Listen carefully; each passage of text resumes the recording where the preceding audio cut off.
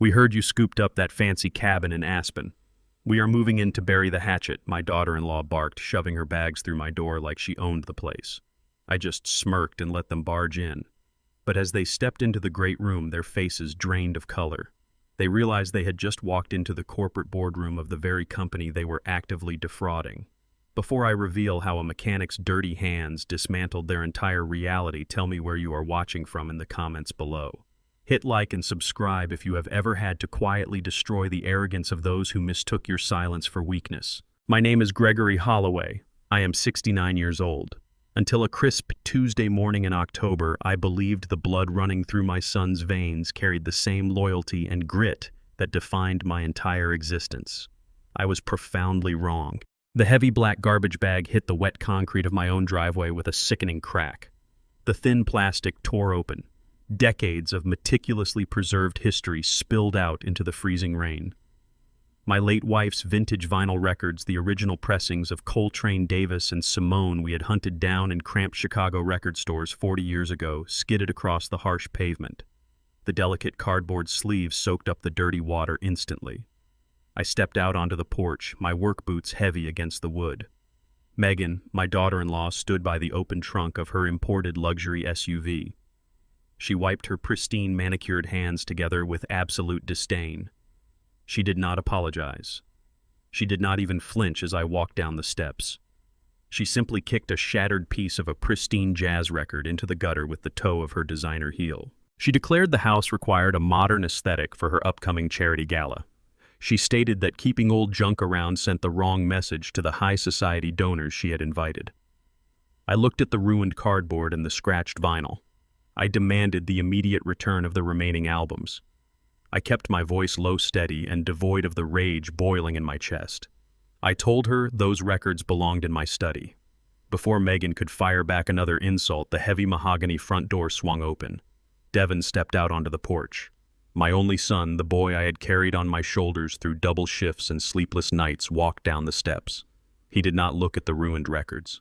He did not look at my face. He pulled a crisp white envelope from his tailored suit jacket. He shoved a glossy pamphlet against my chest, forcing me to take it. The bold lettering on the cover advertised a state-run assisted living facility on the outskirts of the city. Behind the pamphlet lay a formally drafted eviction notice demanding my immediate departure from the property I had paid for with my own sweat. Devin finally met my eyes, and I saw nothing but cold, calculated ambition. He pointed a finger at my grease-stained hands and my scuffed steel-toed boots. He used those very boots to justify his betrayal. He claimed I lacked the refinement to live in this exclusive neighborhood. He stated my presence embarrassed Megan and hindered his professional networking. He told me I was a relic of a blue-collar past that he was desperately trying to erase from his corporate image. He spoke of his position at the logistics firm as if he had conquered the world single-handedly. He bragged about his title, his corner office, and the elite circles he now navigated. He was completely unaware of the supreme irony in his arrogance. Devin believed my dirty hands were the mark of a simple, uneducated mechanic who simply got lucky buying real estate decades ago. He did not know those exact dirty hands had built the very logistics empire that currently paid his inflated salary. I had founded the company out of a rusted garage 40 years prior. I had grown it into a national powerhouse, sold the public-facing operations, and retained absolute silent control as the majority shareholder. I let him believe I was just a retired mechanic cashing modest pension checks. I wanted him to build his own character to earn his place in the world without the corrupting safety net of massive wealth. Instead, my silence had bred a monster of entitlement. He viewed my humility as weakness and my modesty as a failure. He genuinely believed he had outgrown the man who funded his elite university education. He stood on my driveway wearing a suit bought with my silent dividends and ordered me off my own land. I did not shout. I did not throw the eviction notice back in his face. I did not remind him of the nights I worked until my hands bled to ensure he never went to sleep hungry. Shouting is for the powerless, and I held all the power. I bent down, ignoring the pain in my knees, and carefully picked up a single unbroken vinyl record from a puddle.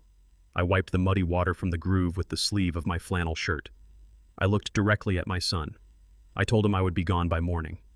Devin exhaled a loud, dramatic sigh of relief, as if dealing with me was a monumental chore he had finally completed.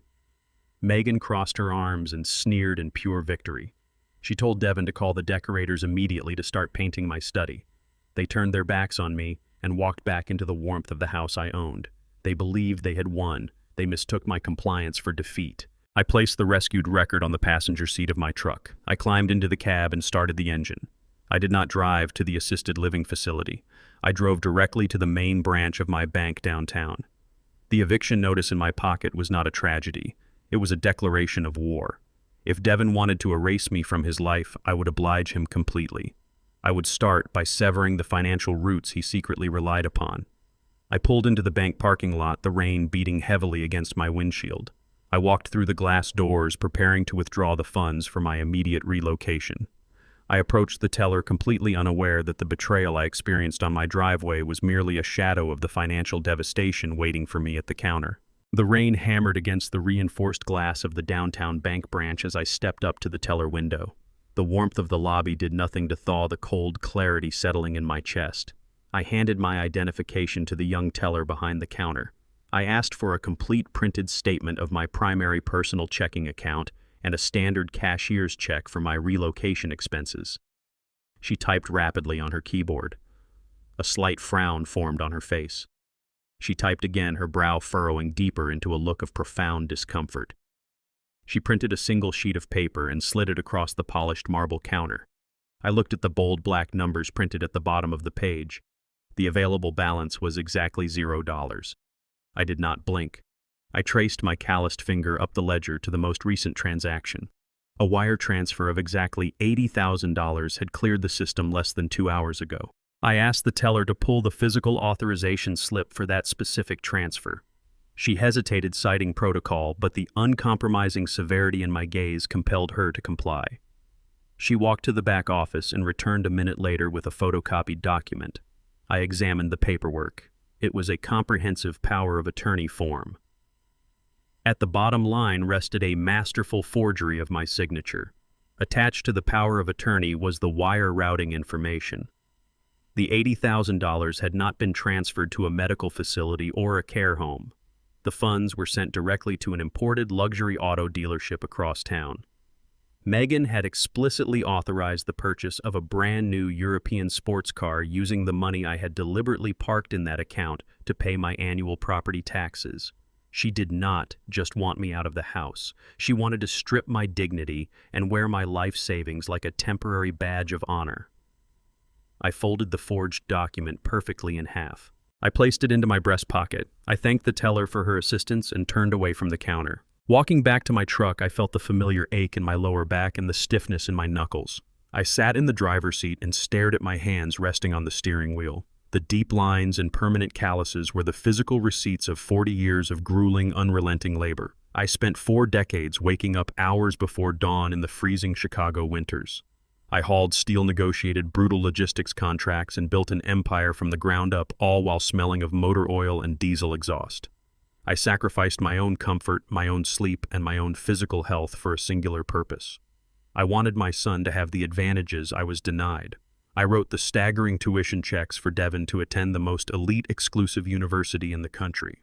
I purchased his first tailored suits so he could walk into corporate boardrooms without feeling inferior to the generational wealth surrounding him. I gave him the armor he needed to conquer his world. I intentionally hid the true magnitude of my success to ensure he developed a relentless work ethic. I wanted him to be hungry, driven, and honorable. Instead, my financial shielding cultivated an arrogant, entitled fraud. Devin looked at the calluses on my hands and felt shame instead of gratitude. He viewed my blue-collar persona as a stain on his newly acquired upper-class aesthetic. He allowed his wife to forge my signature and drain my accounts because he fundamentally believed my wealth belonged to him by right of existence. He took the education and the armor I provided and used it to launch a cowardly attack against his own father. The stinging betrayal was not the loss of the $80,000. That amount was a microscopic fraction of my actual net worth. The true betrayal was the absolute lack of hesitation. They discarded my legacy without a second thought. They believed they were untouchable. They believed I was a broken old man who would quietly fade away into a state-run facility while they paraded around in luxury vehicles funded by my sweat. I pulled my mobile phone from my jacket. I dialed a private unlisted number. My attorney Bradley answered on the first ring. Bradley was a ruthless, brilliant legal mind who managed the vast shadow structure of my corporate holdings. I did not exchange pleasantries. I informed Bradley that the bait had been taken. Megan had submitted the forged power of attorney and drained the decoy checking account. I ordered Bradley to immediately lock down all primary financial arteries. I instructed him to permanently sever the municipal grid access to the main house and initiate the closure of every single dummy account we had established. I wanted a complete financial blackout. Bradley's voice crackled through the speaker with absolute clinical precision. He confirmed the lockdown protocols were already in motion.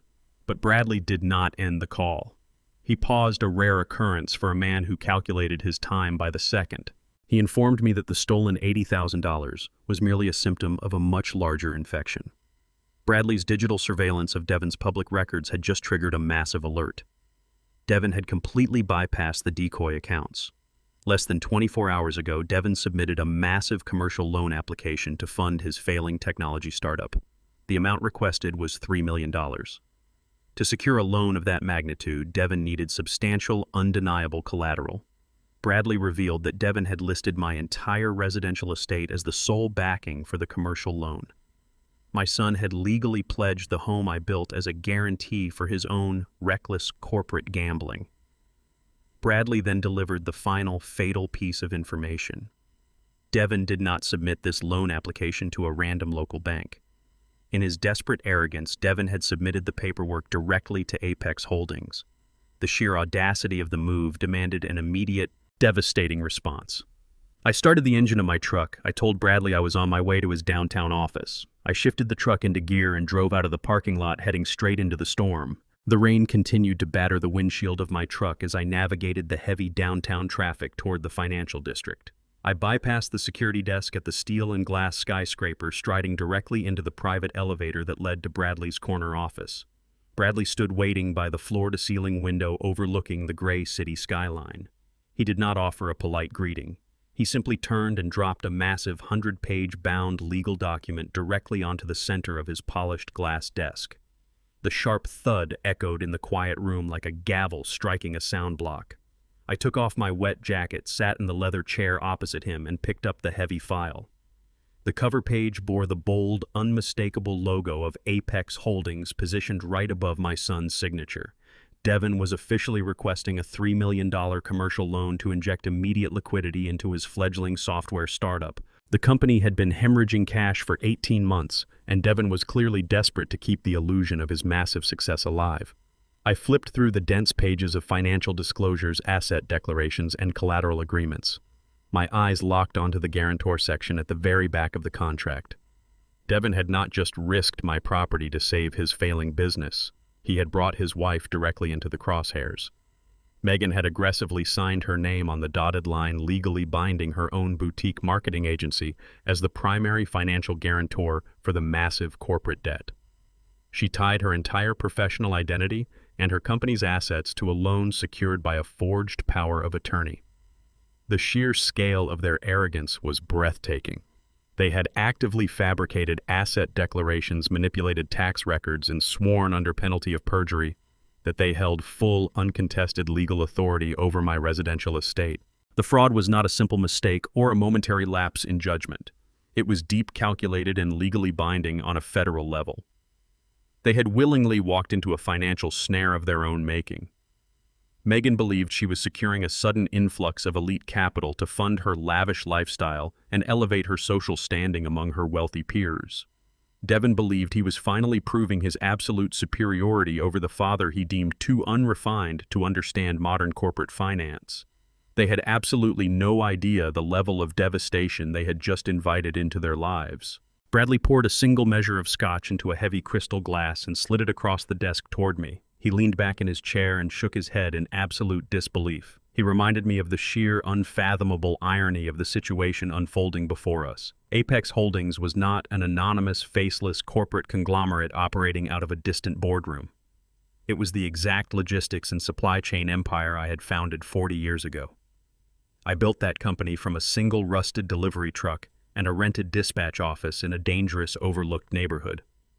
I spent decades negotiating brutal union contracts, expanding distribution routes across the country, and crushing arrogant competitors who constantly underestimated the quiet, relentless black man in the mechanic's boots.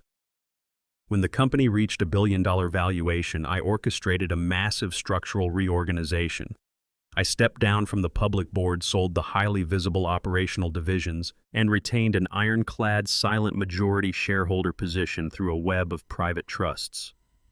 My name vanished from the public letterheads. To the outside world, and especially to my own son, I was simply a retired laborer living on a fixed pension. Devin viewed Apex Holdings as a pinnacle of modern corporate power, completely disconnected from his father's blue-collar roots. He sought their capital to legitimize his failing tech venture, completely unaware he was essentially begging his own father for a massive financial bailout. He submitted fraudulent, forged documents to a board of directors that reported directly to me. I took a slow sip of the scotch, letting the burning sensation ground my thoughts.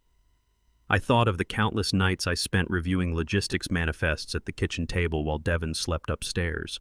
I shielded him from the brutal, cutthroat reality of building an empire because I wanted him to enjoy a childhood entirely free from financial anxiety. I paid for his elite university tuition completely out of pocket, allowing him to network with the upper class while I continued to wear steel-toed boots and faded denim. My immense sacrifice had not bred gratitude or humility. It had bred severe contempt. He despised the very hands that funded his arrogance. Now he had delivered his entire future to me on a silver platter wrapped tightly in federal wire fraud. I set the crystal glass down on the desk. The ice clinked sharply against the sides, breaking the heavy silence in the office. I looked at Bradley and issued a single uncompromising command. I told him to formally approve the $3 million loan immediately. Bradley froze. He stared at me, his sharp legal mind visibly struggling to process the directive. He warned me that validating the loan meant allowing the forged collateral to temporarily enter the federal banking system. He stated it was an enormous financial risk that could complicate the recovery of my estate. I did not blink. I instructed him to push the paperwork through the underwriting department, bypass the standard waiting period, and deposit the funds directly into Devin's corporate account by the end of the business day. Bradley slowly reached for his desk phone. He finally understood the ruthless strategy at play. By approving the loan, we were not giving Devin a lifeline to save his company. We were handing him the rope to hang himself. Once the funds hit his account and were spent, the fraud became an irreversible federal crime. Megan and Devin would be legally bound to a massive corporate debt secured by a stolen house they did not legally own. The trap would snap shut permanently, and there would be no avenue for retreat. Bradley made the call and authorized the transfer with the stroke of a pen. I stood up from the leather chair and buttoned my jacket. I had one final directive before returning to the house. I ordered Bradley to finalize the purchase of the Aspen property we had been negotiating for the past month. I instructed him to wire the remaining balance, immediately secure the physical deed, and ensure the title was completely clear. I needed a secure staging ground for the final confrontation, a remote place where Devin and Megan could not hide behind their high society neighbors or manipulate the local authorities. Bradley nodded, pulling the Colorado real estate files from his heavy filing drawer. He assured me the transaction would be completed within the hour and the paperwork would be sent to my secure inbox. I turned and walked out of the corner office. I had to go back to the house to pack my bags and play the role of the defeated, evicted father. I needed to hand Devin the keys to his own destruction. I took the elevator down to the parking garage, ready to return to the home they thought they had stolen, knowing my silent adjustment was already in motion. I drove my truck through the relentless downtown storm and parked in the driveway of my own estate for the last time. The heavy rain washed the accumulated mud from my tires, serving as a fitting metaphor for the brutal cleansing I was about to endure. I walked through the front door and bypassed the lavish living room entirely. I moved straight down the hallway to the basement and grabbed the worn leather duffel bag I had owned since my early days working on the shipping docks. I packed with absolute practicality. I folded 3 heavy flannel shirts, 2 pairs of durable denim jeans, my steel-toed work boots, and my basic shaving kit. I did not take the framed family photographs. I did not take the antique gold pocket watch my father had given me decades ago. I deliberately left behind every single physical object that tied me to a family that no longer existed. I zipped the heavy canvas bag closed and walked up the wooden basement stairs with a steady, calculated rhythm. Megan stood squarely in the middle of the hallway, intentionally blocking my path to the front door. She wore a tailored emerald silk dress, a garment undoubtedly paid for by the $80,000 she had just stolen from my checking account hours earlier. She crossed her arms, projecting an aura of supreme authority. She held out her freshly manicured hand, palm up, demanding immediate tribute. She ordered me to hand over the keys to the 1969 Chevelle SS parked in the third bay of the garage. I had restored that massive engine block myself over 3 brutal, freezing winters. She boldly claimed the state facility prohibited patients with severe cognitive decline from operating high-performance motor vehicles. She stated she and Devin were actually doing me a massive favor by confiscating a dangerous machine before I suffered a mental break and killed an innocent family on the highway. She smiled the wicked, glittering smile of a predator who firmly believed her prey was utterly trapped and stripped of all defenses. I looked at her outstretched, greedy hand. I did not argue the legality of her fraudulent claim. I did not defend my perfectly sharp mental acuity. Shouting matches are the weapon of the powerless, and I held the ultimate power in this equation.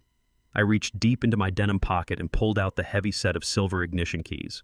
I held them suspended directly over her palm for a fraction of a second, letting her taste the victory. Then I deliberately shifted my wrist and dropped them straight past her hand onto the hardwood floor. The heavy metal clattered violently against the polished oak. I did not wait for her reaction or give her the satisfaction of a verbal response. I simply tightened my iron grip on my duffel bag, squared my shoulders, and stepped right around her frozen frame. As I approached the grand foyer, Devin's voice echoed out from the vaulted living room. He did not even bother to get up from the expensive suede couch to look me in the eye. He shouted his final cowardly directives at my back. He warned me not to embarrass the family on my way out of the neighborhood. He commanded me to cooperate fully with the nursing home staff so his corporate social standing would remain untarnished by nasty rumors of a difficult senile father throwing a public tantrum. He reminded me that the medical transport van was waiting down the street and I should walk there quickly and quietly. I did not dignify his pathetic insults with a single response. I opened the heavy mahogany front door and stepped out into the freezing torrential rain. I walked down the long, winding concrete driveway without an umbrella.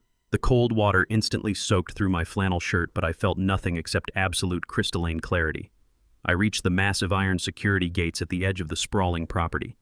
I pulled the master key from my pocket and manually engaged the heavy deadbolt, locking the perimeter from the outside with a resounding mechanical click. I stood in the pouring rain and looked back at the massive estate. The glowing warm lights from the living room windows cut through the dark storm. 35 years ago, I walked through these exact iron gates carrying Devin in my arms. He was wrapped in a pale blue hospital blanket, fragile and entirely dependent on my physical strength. I had sworn to the heavens that I would break my back every single day to shield him from the poverty, hunger, and cruelty I had known growing up. I gave him a life of absolute privilege, foolishly hoping it would mold him into a generous, compassionate man. Instead, the relentless privilege had rotted his character from the inside out. I looked at the house and felt the final definitive snap of a deeply ingrained biological bond. The innocent infant I carried through those gates was dead. The man sitting comfortably on the suede couch inside was a parasitic stranger who had actively plotted my financial execution. I turned my back on the property. I felt no sorrow. I felt no lingering regret. I felt the pure, unadulterated liberation of a man successfully severing a necrotic limb to save his own life. I walked straight past the designated pickup spot where the sterile white medical transport van idled under a flickering street lamp. I completely ignored the confused look of the orderly waiting by the open sliding door with a clipboard in his hand. 2 blocks down the road, a sleek black town car waited silently in the deep shadows. I opened the rear door and tossed my wet duffel bag onto the pristine leather seat. I climbed inside and closed the door, sealing out the harsh storm. The professional driver did not ask for my destination. Bradley had already provided the strict itinerary. The powerful car glided smoothly away from the curb, leaving my former life behind in the rearview mirror. We did not drive to the state-run assisted living facility. We merged onto the interstate and headed directly toward the private executive airfield located on the secure north side of the city. My personal Gulfstream jet was fully fueled, cleared for takeoff, and waiting on the restricted tarmac. Back at the estate, the premature victory lap had already commenced. Megan and Devin firmly believed they had successfully disposed of a useless, expensive burden. Megan poured herself a glass of champagne and marched down the wooden stairs to the basement to inspect her newly conquered territory. She intended to clear out my remaining personal effects immediately to make room for her imported climate-controlled wine cellar. She scoffed at the damp, bare walls and kicked my metal trash bin in disgust, tipping it over onto the cold concrete floor.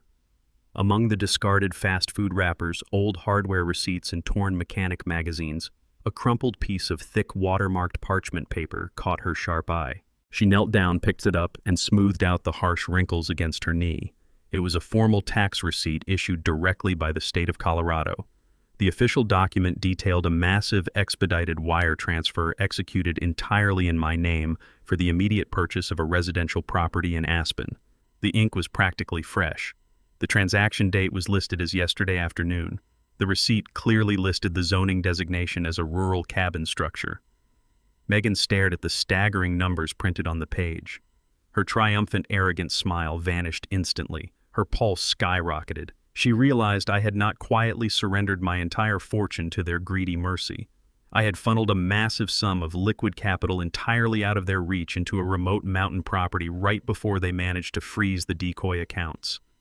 Megan crushed the paper in her fist, her mind racing to calculate how quickly she could seize this new asset to save her drowning agency. The trap for their ultimate destruction was now perfectly set. Megan stood perfectly still in the damp, unfinished basement. Her eyes locked on the crumpled piece of state-issued parchment. The cold concrete floor radiated a chill through the thin soles of her designer heels, but the heat of sheer, unadulterated fury flushed her face. She smoothed the heavy paper against her thigh, reading the stark black ink over and over to ensure her eyes were not deceiving her. The document clearly outlined a massive expedited wire transfer. The recipient was a real estate holding firm based in Colorado. The property description was listed simply as a rural cabin structure located on a private mountain acreage just outside of Aspen. She read the transaction date again. Gregory had executed the purchase yesterday afternoon, just hours before she had successfully forged his signature and drained the decoy checking account. She turned on her heel and marched up the wooden stairs, her footsteps echoing sharply through the quiet house. She gripped the receipt so tightly her knuckles turned white. She stormed into the vaulted living room where Devin remained slouched on the suede couch. He was staring blindly at a muted television screen, sipping from a glass of expensive bourbon. Megan did not speak a word of warning. She crossed the room and violently slammed the crumpled tax receipt down onto the center of the glass coffee table. The sharp crack of her palm against the glass caused Devin to jump.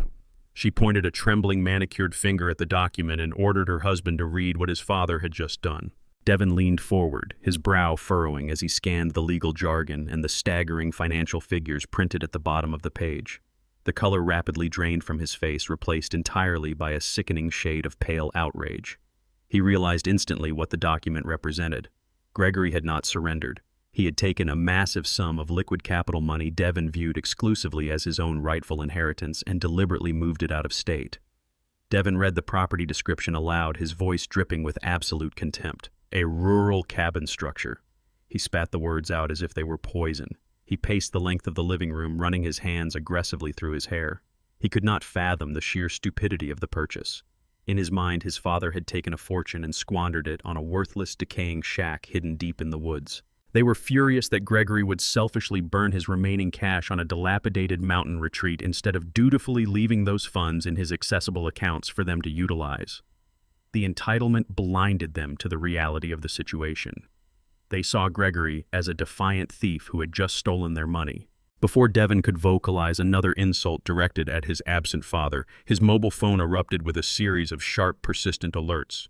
He snatched the device from the armrest of the couch and stared at the screen. The financial notifications flashed in rapid succession, each one delivering a catastrophic blow to his fragile corporate illusion. His software startup was officially in a freefall. The company had been hemorrhaging cash for 18 consecutive months, sustained only by aggressive borrowing and fabricated revenue projections. Now, the final safety net was snapping. The primary server host was threatening immediate suspension for unpaid invoices. The payroll accounts were drawn down to zero, and his lead developers were demanding their delayed compensation. But the ultimate crisis, the notification that caused a cold sweat to break out across Devin's forehead, came directly from the underwriting department of Apex Holdings. The massive $3 million commercial loan he had fraudulently secured using my estate was not a simple, unmonitored transfer. The corporate auditors at Apex Holdings operated with ruthless efficiency. The initial loan payment was due immediately to establish good faith. Furthermore, the underwriting committee required immediate secondary collateral verification. They demanded proof of liquid assets to back the massive valuation of the residential estate Devon had pledged. Devon stared at the bleak numbers on his screen. The startup account showed a negative balance. He had absolutely zero liquidity to satisfy the aggressive demands of the Apex board. He was trapped in a financial vice of his own design. If he defaulted on the initial payment or failed to provide the secondary collateral, the auditors would launch a full forensic investigation into the loan application. They would instantly discover the fraudulent deed pledge. The federal authorities would be notified within hours. Devon desperately scrolled through his contact list, searching for a single investor willing to front him the cash. Every single bridge had been burned. He realized with terrifying clarity that the house alone would not save him from the Apex investors. He needed a fresh infusion of capital right now. He needed an asset he could liquidate by the end of the week. Megan watched her husband panic, her own internal reality equally bleak and terrifying. She crossed her arms tightly across her chest, attempting to physically hold her crumbling world together. She stared at the Aspen receipt on the table, her mind desperately calculating the parameters of her own absolute ruin.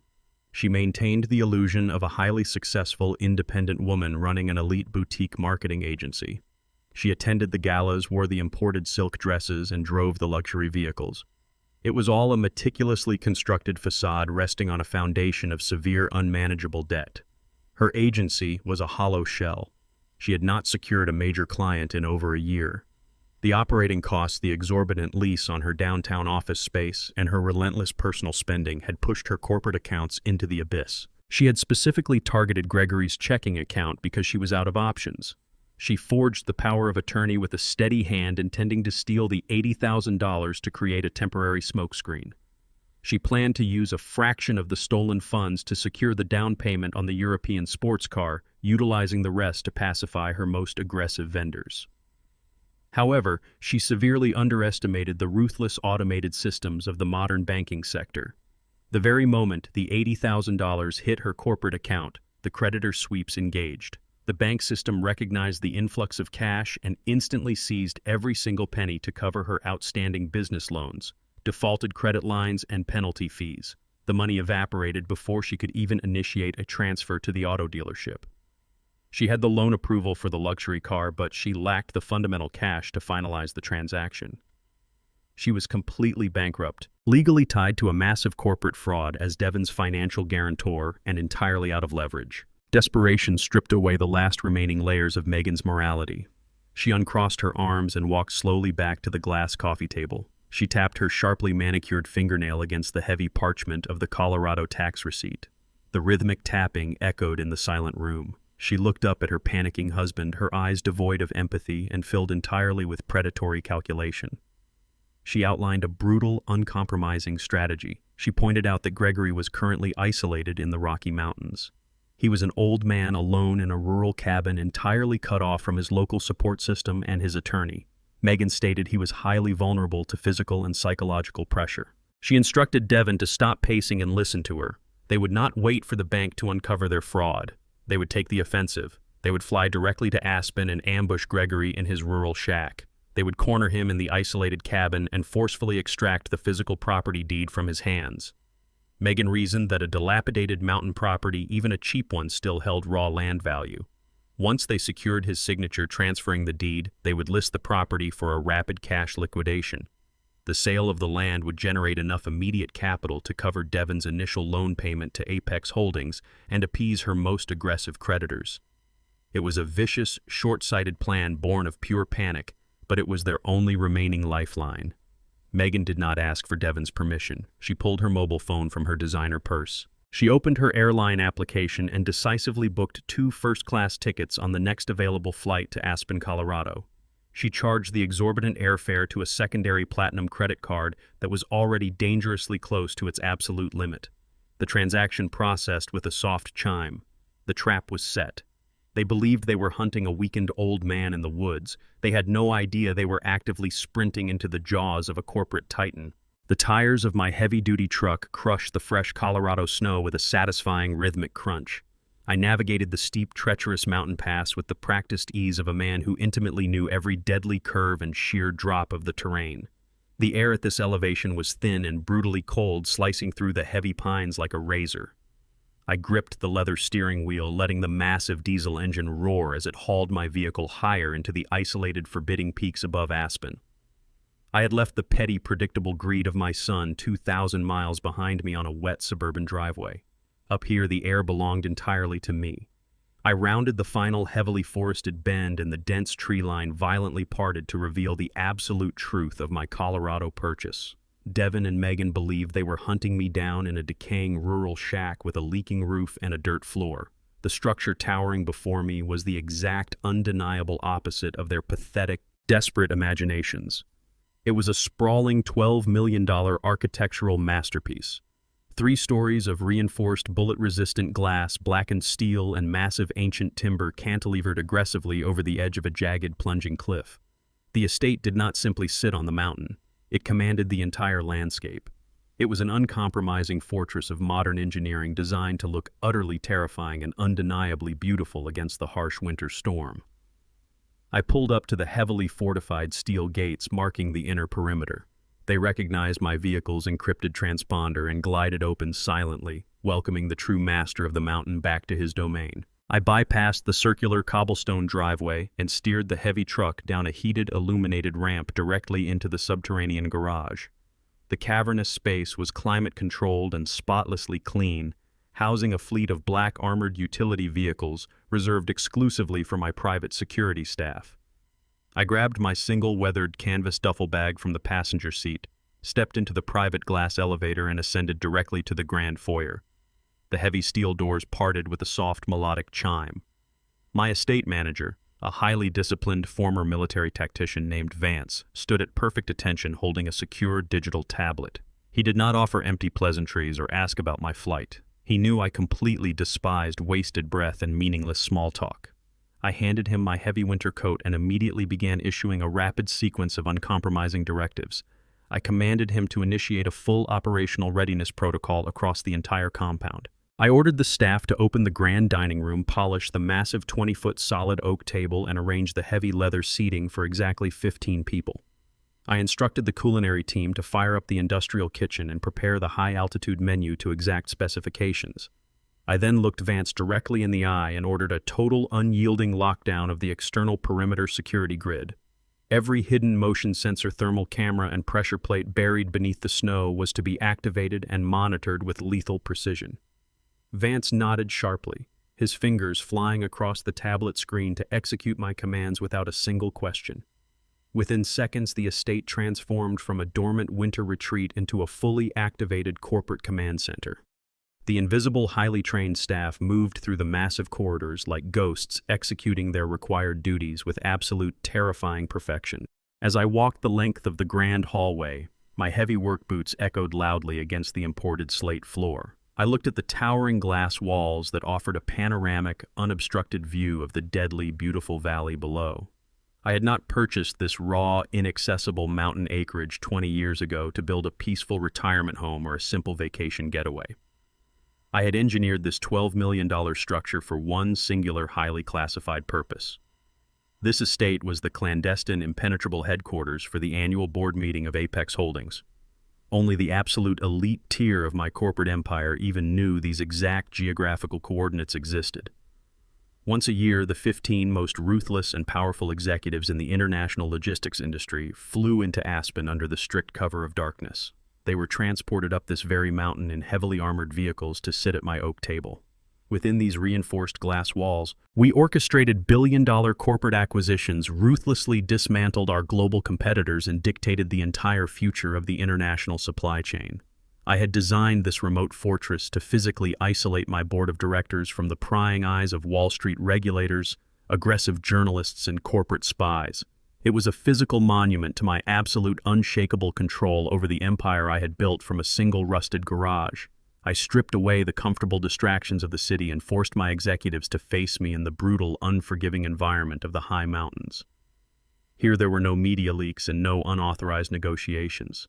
There was only raw, concentrated power.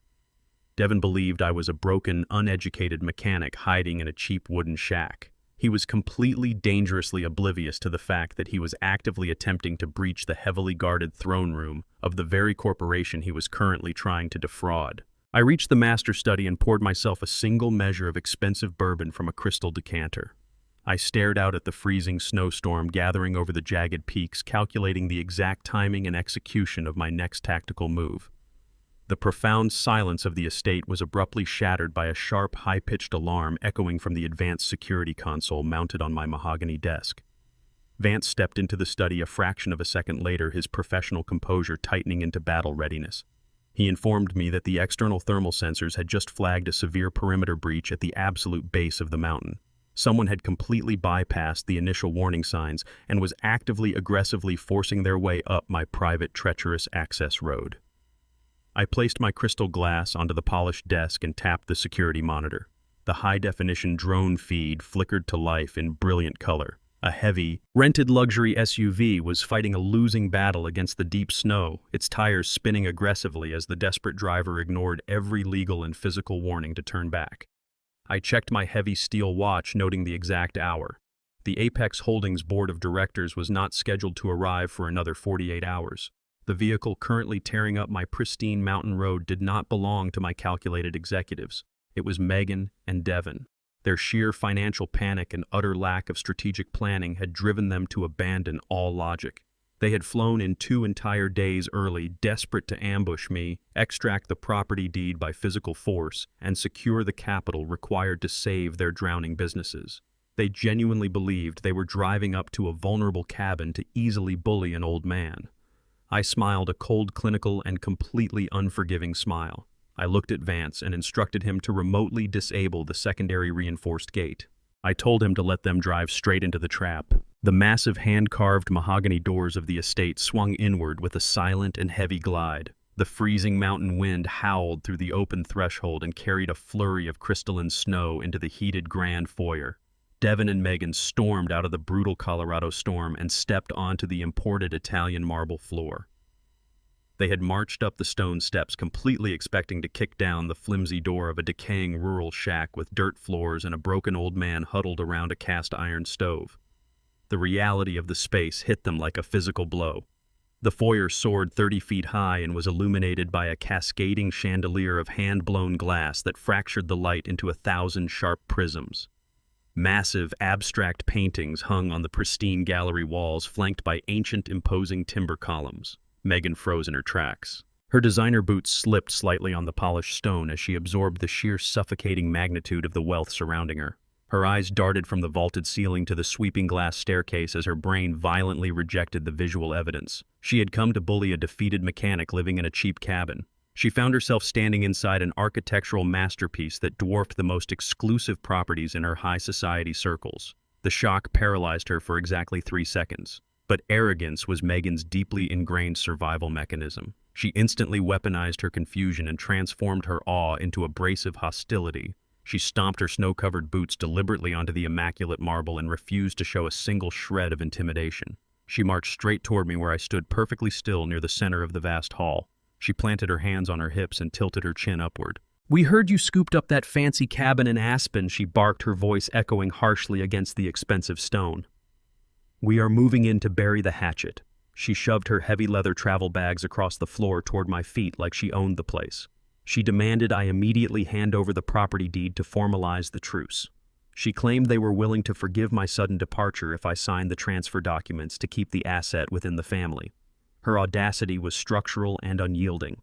She believed she was offering a generous compromise by forcibly extracting a multi-million-dollar asset from a man she had just evicted. Devin stepped out from behind his wife. He did not immediately speak. He slowly turned in a tight circle and analyzed the flawless joinery of the heavy timber beams and the museum-quality artifacts displayed on custom plinths. Devin possessed a sharp corporate mind that was trained to calculate valuations and assess net worth at a single glance. He knew instantly that this estate did not cost hundreds of thousands of dollars. It cost tens of millions. The sheer scale of the property broke his fundamental understanding of the universe. He had spent his entire adult life entirely convinced that his father was a simple, uneducated laborer who survived on union pensions and clipped coupons. He had justified his own cruel behavior by categorizing me as a financial burden, holding back his social trajectory. Faced with the undeniable reality of this fortress, Devin's mind scrambled to construct a narrative that preserved his own bloated ego. His greed rapidly overrode any capacity for logical reasoning. He concluded that I could not possibly have earned the capital required to build this empire. Instead, he formulated a convenient and entirely fabricated theory.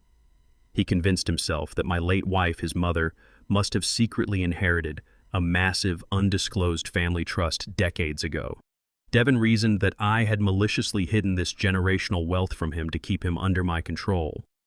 He looked at the sweeping glass walls and the imported stone, and a deep, toxic resentment flared in his chest. He felt profoundly robbed. He genuinely believed every single brick of this estate was purchased with money that rightfully belonged in his bank account. His previous panic regarding the Apex Holdings loan vanished entirely. It was replaced by a surging, vindictive entitlement. He stepped forward to stand shoulder to shoulder with Megan. He puffed out his chest and adopted the aggressive posture of a rightful heir reclaiming his stolen kingdom. He demanded a full accounting of the trust fund he believed I had embezzled. He stated he would not leave the mountain until the deed was transferred into his name to correct my decades of financial deceit. He was completely blind to the fact that he was constructing a fantasy to justify his own thievery. I stood in the center of the foyer and watched my son and daughter-in-law hurl their baseless accusations and desperate demands. They were drowning in a violent storm of their own arrogant delusions. They thought they possessed all the leverage. They firmly believed I was backed into a corner and hiding stolen money in the woods. They thought I was terrified of their righteous anger. I did not raise my voice to match their hysterical shouting. I did not defend my honor or correct Devin's pathetic theory about a non-existent family trust. Defending myself would validate their ridiculous claims and imply that we were operating on equal footing. We were not. I smiled. It was not a warm paternal expression. It was a cold, clinical, and absolutely terrifying smile. It was the exact smile a predator offers, just as the steel trap snaps permanently shut around its prey. Megan faltered for a fraction of a second, and her aggressive posture slipped as she registered the total absence of fear in my eyes. I did not reach into my pocket for the property deed. I did not apologize for leaving the city. I smoothly stepped aside and cleared the path forward. I raised my hand and gestured calmly toward the massive, intricately carved double doors standing at the far end of the marble foyer. The doors led directly into the estate's sprawling great room. I told them their timing was exceptionally fortunate. I informed them that if they wished to discuss the immediate transfer of high-value assets and the restructuring of family wealth, they should present their demands to the proper authorities. I stated I did not handle major financial transactions without the direct oversight of my executive team. I invited them to step through those double doors and negotiate the terms of the property deed directly with my financial advisors. Devin smirked and assumed I had hired a team of small-town mountain accountants who would easily crumble under his aggressive corporate negotiation tactics. Megan grabbed her heavy designer bag, and her confidence was entirely restored by my apparent willingness to comply with their demands. They did not hesitate. They marched past me with absolute triumph radiating from every step. They were eager to secure their prize. They reached out and pushed the heavy wooden doors open and stepped blindly into the absolute center of my power. Megan shoved the heavy hand-carved mahogany doors inward with both of her hands, exerting unnecessary force to announce her arrival. The thick wood swung open, revealing the cavernous expanse of the great room. She strutted into the space with her chin raised high, fully prepared to berate a handful of local mountain accountants into surrendering the property deed. Devin flanked her, tightly projecting the false confidence of a conquering executive ready to terminate a minor, inconvenient financial obstacle. They crossed the threshold and stopped dead in their tracks. Their aggressive forward momentum evaporated instantly. The great room did not contain a folding table, a dusty filing cabinet, or the cheap rural furnishings they had anticipated. It was a cathedral of modern commerce and architectural dominance. A massive single-slab oak table anchored the center of the room, polished to a mirror finish and illuminated by suspended low-profile architectural lighting. A massive stone fireplace roared at the far end of the room, casting flickering shadows against the reinforced glass walls that held back the violent mountain blizzard. Surrounding this enormous table sat exactly 15 individuals. They were not local real estate clerks or small-town property lawyers scrambling to organize paperwork for an old man. They were dressed in impeccably tailored bespoke suits, projecting an aura of immense quiet and terrifying authority. Several had open encrypted laptops and leather-bound corporate dossiers resting in front of them. The air in the room was thick with the distinct heavy silence that only exists in the highest echelons of absolute power. The 15 men and women looked up simultaneously as the heavy doors slammed against the interior walls. They did not appear startled, annoyed, or intimidated by the sudden, aggressive intrusion. They simply stared at Megan and Devin with the cold, analytical detachment of apex predators observing prey wandering aimlessly into a highly secured trap. This was the absolute elite tier of global logistics. This was the undisputed board of directors for Apex Holdings gathered in their private, impenetrable mountain fortress. The sheer gravitational pull of the wealth and influence concentrated in that single room was physically oppressive. Megan and Devin had walked blindly into a financial war room heavily fortified against the outside world. Devin rapidly scanned the faces arranged around the massive oak table, his corporate training involuntarily cataloging the powerful individuals sitting before him. His eyes locked onto the distinguished man sitting directly at the center of the right flank, flanked by two severe-looking legal aides. The breath left Devin's lungs in a sudden, sharp, agonizing gasp. He knew that face intimately. He had spent the last 6 months meticulously studying that exact face in high-level financial publications, elite industry profiles, and corporate broadcast interviews. It was Jonathan Sterling, the chief executive officer of Apex Holdings. This was the exact man who had personally reviewed and signed the final executive approval for Devin's $3 million commercial loan application. Devin had built his entire fabricated, failing technology venture around securing capital from Sterling's massive organization. He had forged his father's signature, pledged a residential estate he did not legally own, and committed multiple counts of federal wire fraud specifically to appease the ruthless operational standards of the man currently sitting merely 20 feet away from him. The blood drained completely from Devin's face, leaving his skin a sickly, translucent ashen white. His knees weakened, threatening to buckle under his own weight. He instinctively grabbed the high back of a leather chair situated near the doorway to keep himself from collapsing onto the polished hardwood floor. His mind frantically tried to construct a logical, survivable reason for the CEO of a multi-billion-dollar global syndicate to be sitting in his father's supposed retirement cabin in the middle of a Colorado blizzard. The horrifying, inescapable reality began to piece itself together in his shattered consciousness. The commercial loan approval had been far too fast. The complete lack of standard residential property inspections had been far too convenient. Apex Holdings had not been careless, negligent, or eager to invest in his software. They had been entirely complicit in reeling him in. Devin realized with absolute crushing certainty that his father was not an isolated, uneducated victim. His father was the silent architect of the entire corporate structure that Devin had so arrogantly attempted to defraud. Devin was not a brilliant modern entrepreneur pulling a fast one on a slow, faceless bank. He was an incompetent thief who had just walked directly into the interrogation room of his own executioners. Megan was entirely oblivious to the monumental corporate hierarchy sitting in total silence before her. She possessed zero understanding of the logistics industry and did not recognize Jonathan Sterling or any of the international supply chain directors evaluating her from across the vast oak table.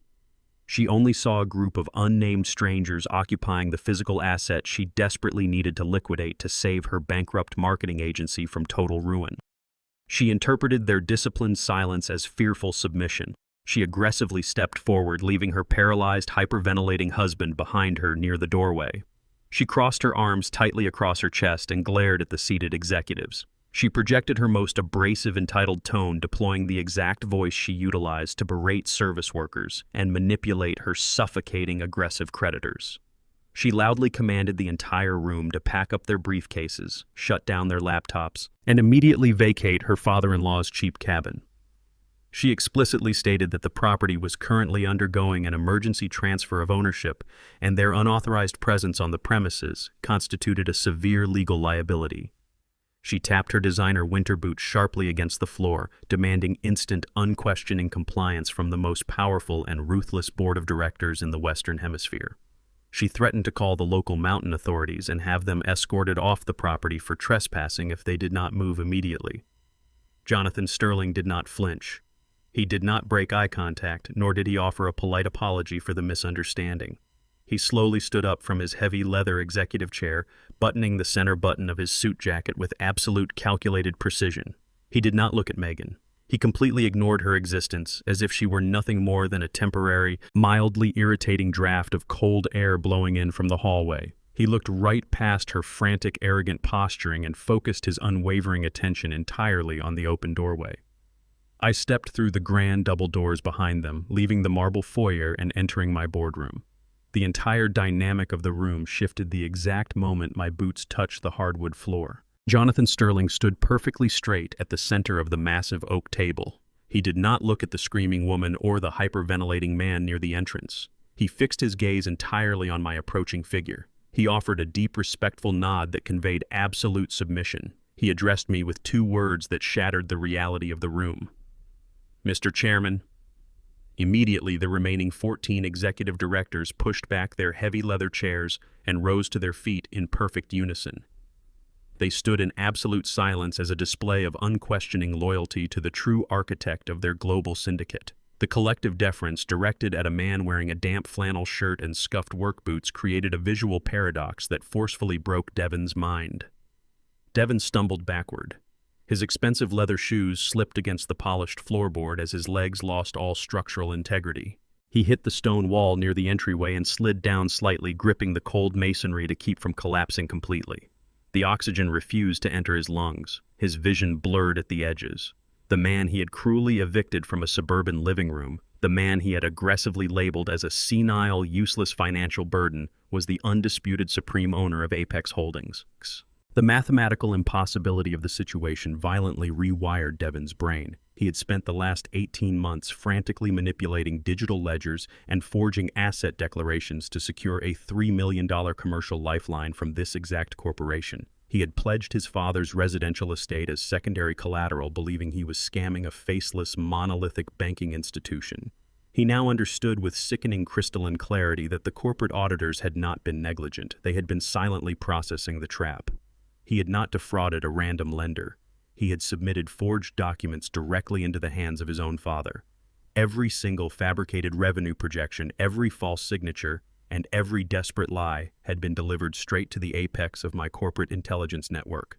Devon stared at my weathered face and finally saw the lethal calculation I had hidden from him for 35 years. He was not a clever entrepreneur outsmarting the system. He was a deeply foolish criminal who had just locked himself inside the maximum security vault of the man he had attempted to rob.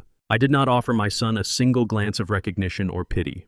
I walked slowly past his trembling figure, moving with a deliberate, measured cadence that commanded the oxygen in the room. I approached the head of the massive oak table. As I moved, I shed the carefully constructed persona of the weary, broken mechanic entirely. The slight stoop in my shoulders vanished, replaced by the rigid, uncompromising posture of a corporate titan.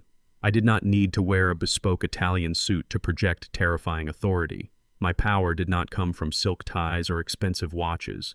It emanated from an intellect that had ruthlessly dismantled international competitors and built a multi-billion-dollar logistics empire from a single rusted shipping container. I took my seat at the head of the table. Jonathan Sterling and the rest of the board immediately followed suit, sitting only after I had established my position. I had deliberately stepped back from public-facing corporate duties 2 decades ago. I installed Sterling as the highly visible chief executive officer to handle the press, the shareholders, and the daily operational friction. I retained absolute majority control and the chairmanship from the shadows, operating entirely off the grid. I used the suburban estate and the grease-stained hands as a psychological filter. I wanted to see if the immense privilege I had provided my son had completely rotted his core. I allowed him to believe I was a simple, uneducated laborer surviving on a fixed pension. I handed him every opportunity to demonstrate compassion, humility, and basic human decency. Instead, he used my fabricated vulnerability as an excuse to execute a hostile financial takeover of my personal checking accounts. He chose to treat my perceived weakness as an invitation for total betrayal. Sitting at the head of the board table, I looked down the length of the polished wood and prepared to dismantle his entire existence. The dirt under my fingernails was real from restoring classic cars, but my capacity for absolute corporate destruction was equally authentic. Megan stood near the doorway, entirely oblivious to the complex corporate hierarchy and the fatal legal jeopardy surrounding her husband. She lacked the industry knowledge to recognize Jonathan Sterling or understand the implications of the title Mr. Chairman. However, she possessed the acute predatory instincts of a deeply manipulative opportunist. She sensed the massive, undeniable shift in the room's power dynamic. She looked at the extreme deference the suited executives paid to my casual attire and instantly calculated that my net worth far exceeded her wildest, desperate estimations. Her arrogant, aggressive snarl melted away in a fraction of a second. She rapidly backtracked, attempting to rewrite the reality of the last 48 hours.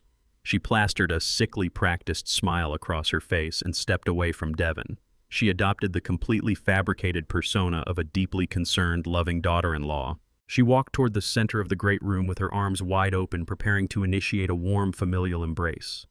Her voice dripped with manufactured sweetness as she completely fabricated a new narrative. She claimed they had flown to Colorado purely out of deep concern for my safety in the severe mountain weather. She insisted the entire eviction was a massive, tragic misunderstanding orchestrated by aggressive local nurses. She stated they had come to rescue me and bring me back to the comfort of their home, where we could resolve our minor financial disagreements as a united family. She spun the lies with the practiced ease of a woman who had survived entirely on deception.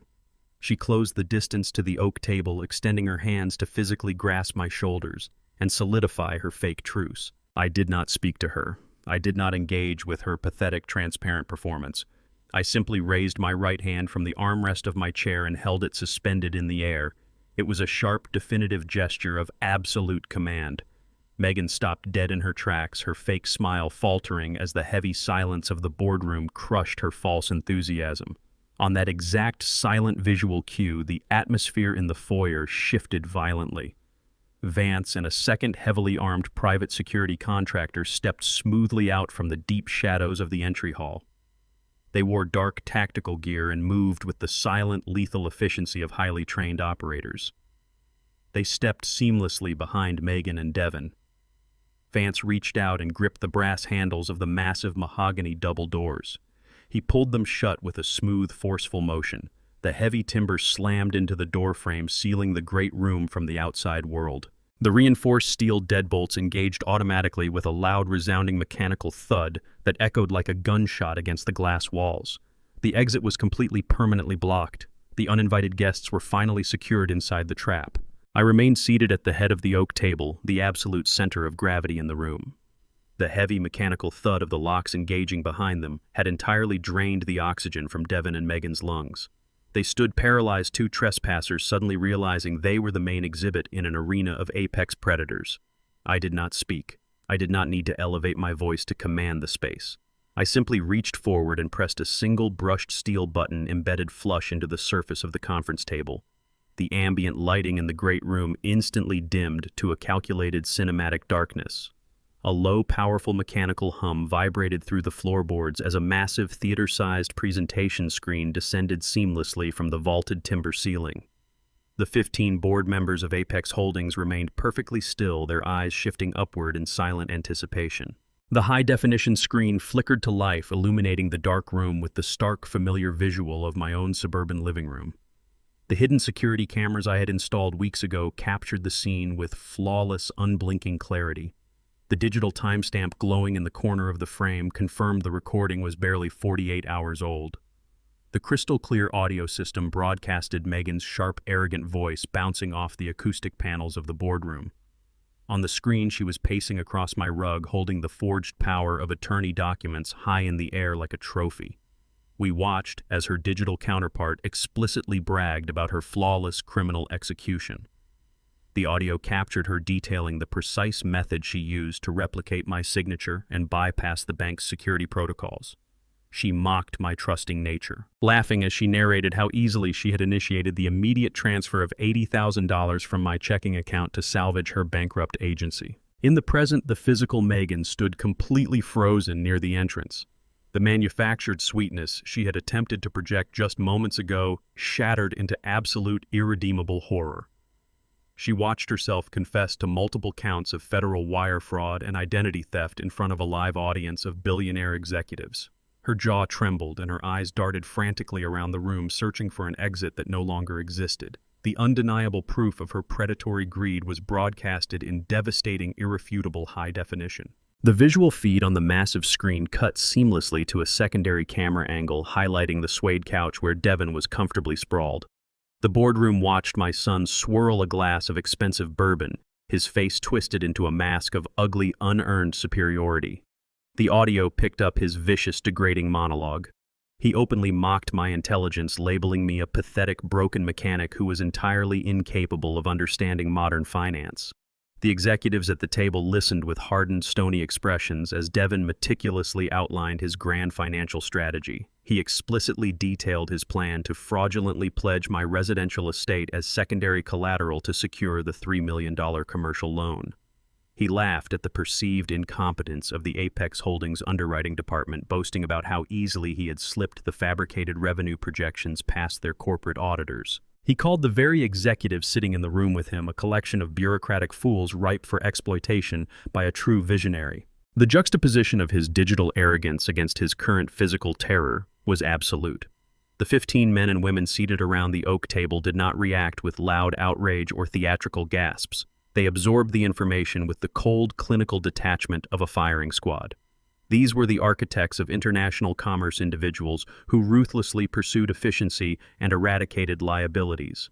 They stared at the screen, watching a foolish, entitled child confess to attempting to steal their corporate capital. As the video concluded, the board members slowly turned their heads in perfect unison to look directly at Devin.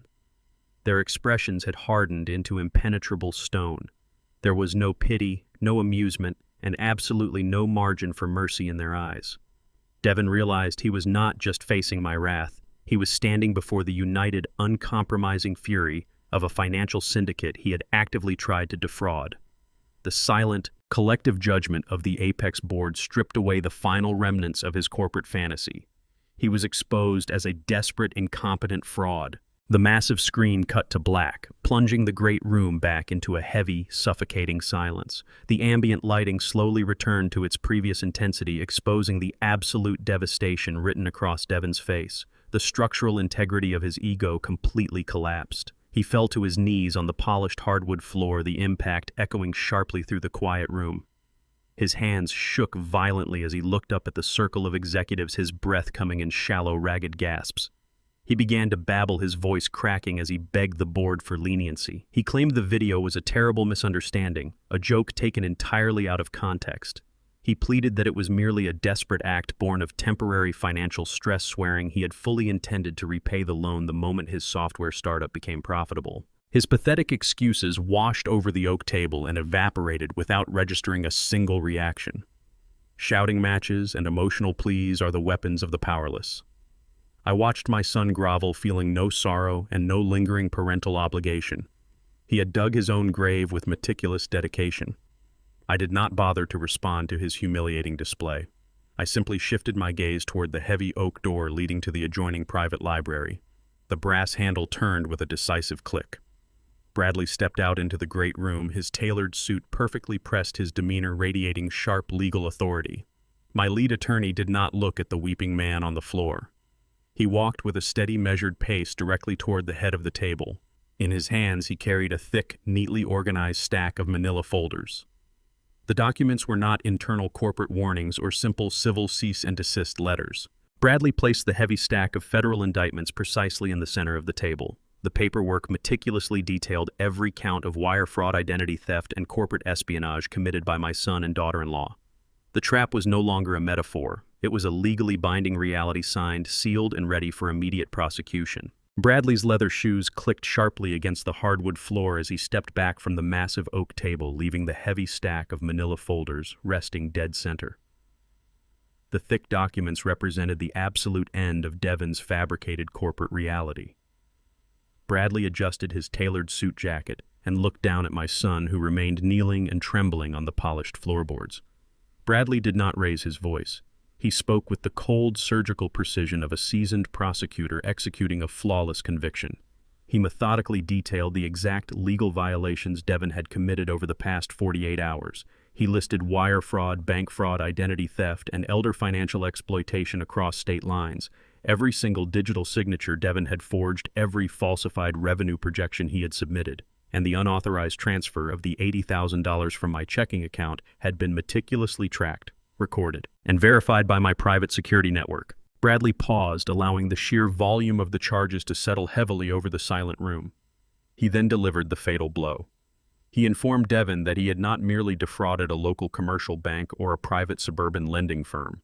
Apex Holdings operated as a federally regulated international financial syndicate. By submitting the fraudulent $3 million commercial loan application directly into my corporate infrastructure, Devon had triggered severe federal oversight protocols. The crime was no longer a simple state-level misdemeanor regarding a petty family dispute. It was a major federal felony. The corporate auditors had immediately forwarded the forged property deed and the fabricated collateral verifications to federal authorities the exact moment the loan was processed. Bradley stared directly into Devon's terrified eyes and outlined the unforgiving mathematics of the United States justice system. The mandatory minimum sentence for this specific combination of federal banking fraud and interstate elder exploitation was exactly 10 years in a federal penitentiary without any possibility of early parole. Devon's breath hitched in his throat. The walls of the $12 million fortress seemed to close in around him, compressing his lungs until he was gasping for air. The illusion of his brilliance was entirely obliterated, replaced by the terrifying certainty of a decade locked inside a concrete cage. Megan stood paralyzed near the heavy mahogany doors, her breathing shallow and rapid. Her eyes were locked onto the top folder resting on the oak table. Bradley reached forward and calmly flipped the cover open, exposing the final signature page of the commercial loan agreement. Megan's vision focused entirely on the stark black ink at the bottom of the document. It was her own looping, distinct signature. The blood drained from her face, leaving her skin a chalky, bloodless white, as the catastrophic legal reality of her situation violently crashed down upon her. She was not an innocent bystander or a passive observer to her husband's financial crimes. She had actively and willingly signed the federal documents as the primary financial guarantor for Devon's fraudulent software startup. She had executed that signature months ago with absolute arrogance, firmly believing the loan was entirely risk-free. At the time, her boutique marketing agency was already drowning in severe, unmanageable debt due to her relentless personal spending and complete lack of actual clients. She had viewed Devon's $3 million commercial loan as her ultimate salvation. She intended to siphon off massive portions of that corporate capital to artificially inflate her agency, pay off her aggressive downtown commercial lease, and maintain her luxurious high society lifestyle. By attaching her name to the collateral agreement, she had guaranteed the loan using the exact suburban estate they had plotted to steal from me. Now that same signature bound her legally and permanently to a massive federal conspiracy. Bradley smoothly turned another page, revealing the asset forfeiture clauses. He explained that as a fully liable co-conspirator, the federal authorities had already initiated the seizure of all her assets. Her marketing agency was entirely forfeit. Her corporate bank accounts, her luxury vehicles, and every single piece of designer property she had acquired on credit were currently being locked down and seized by federal regulators. The life she had built entirely on deception, leveraging my resources and stealing my money, was evaporating before her eyes. She was bankrupt, disgraced, and facing the exact same 10-year federal prison sentence as the husband sobbing on the floor beside her. The crushing weight of federal prison and total financial ruin instantly snapped the fragile, toxic bond between my son and his wife.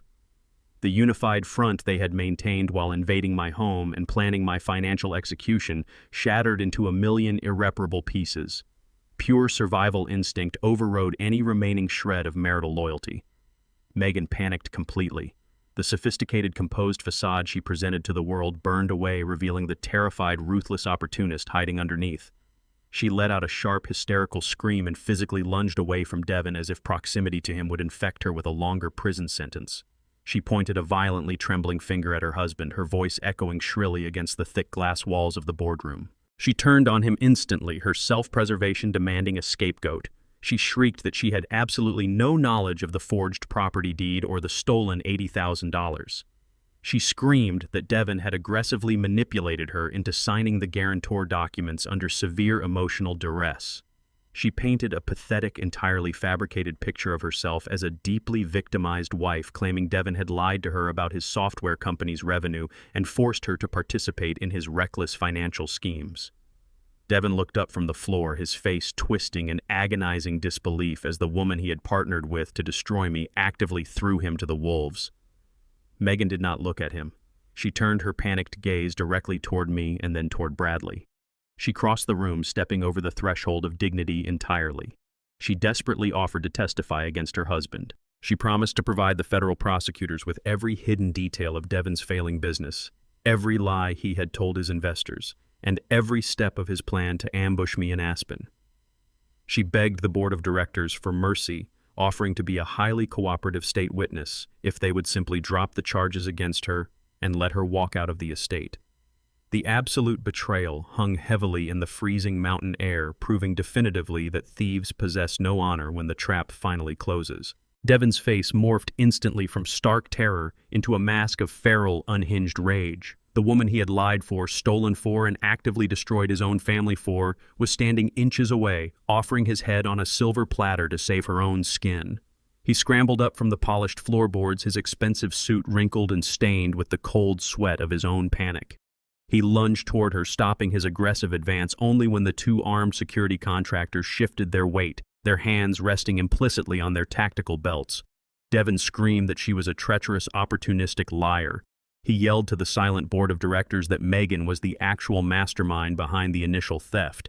He detailed in a shrill, cracking voice how she had practiced my signature for weeks, perfectly executing the fraudulent power of attorney that drained the $80,000 from my checking account. He shrieked that she was the one who had aggressively pushed him to leverage the suburban estate, whispering poisonous promises of corporate glory in his ear while she secretly buried her own marketing agency in catastrophic debt. Megan did not retreat. She stepped directly into his personal space, her face contorted into a vicious sneer of pure venomous hatred. She raised her hand and struck Devon across the face with all the physical force she could muster. The sharp, explosive crack of her palm against his cheek echoed violently against the vaulted timber ceiling, cutting through the heavy air of the grand room. She screamed that he was an incompetent, pathetic failure of a man who could not even secure a simple commercial loan without dragging her into a federal conspiracy. I sat perfectly still at the head of the massive oak table, my hands resting lightly on the polished wood. I watched the spectacular, violent implosion of their alliance with absolute clinical detachment. I did not intervene. I did not order Vance or the security team to separate them. I simply glanced at the heavy steel watch on my wrist. I decided to give them exactly 5 minutes. 300 seconds to entirely dismantle their fraudulent lives and tear each other to shreds, while the 15 most powerful executives in the international supply chain watched the spectacle in complete, judgmental silence. The elite board members did not blink, nor did they look away. They observed the screaming match with the cold fascination of scientists watching parasitic insects consume one another in a glass jar. Devon stumbled backward from the force of the blow, pressing his trembling hand against his rapidly reddening cheek. He stared at the woman standing before him, his chest heaving and the final pathetic illusion of his adult life completely evaporated. He looked into her furious, calculating eyes and realized with sickening clarity that Megan had never loved him. She had never felt a single ounce of genuine affection or loyalty for the man he actually was. She had only ever loved the status his last name provided. She loved the illusion of wealth, the exclusive country club memberships, the imported luxury vehicles, and the societal power she wielded at her charity galas. She was a hollow, parasitic entity who required a constant, massive influx of cash to sustain her fabricated reality, and Devon had willingly served as her primary host. He realized in that agonizing moment that he had actively participated in his own destruction. He had ruthlessly alienated the only man who had ever truly protected him, breaking his own moral compass to satisfy a woman who viewed him exclusively as a highly exploitable financial asset.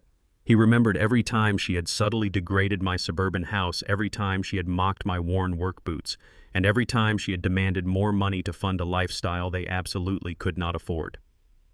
Devon had traded a father who would have moved mountains for him, for a wife who would eagerly feed him to federal prosecutors to avoid losing her designer wardrobe.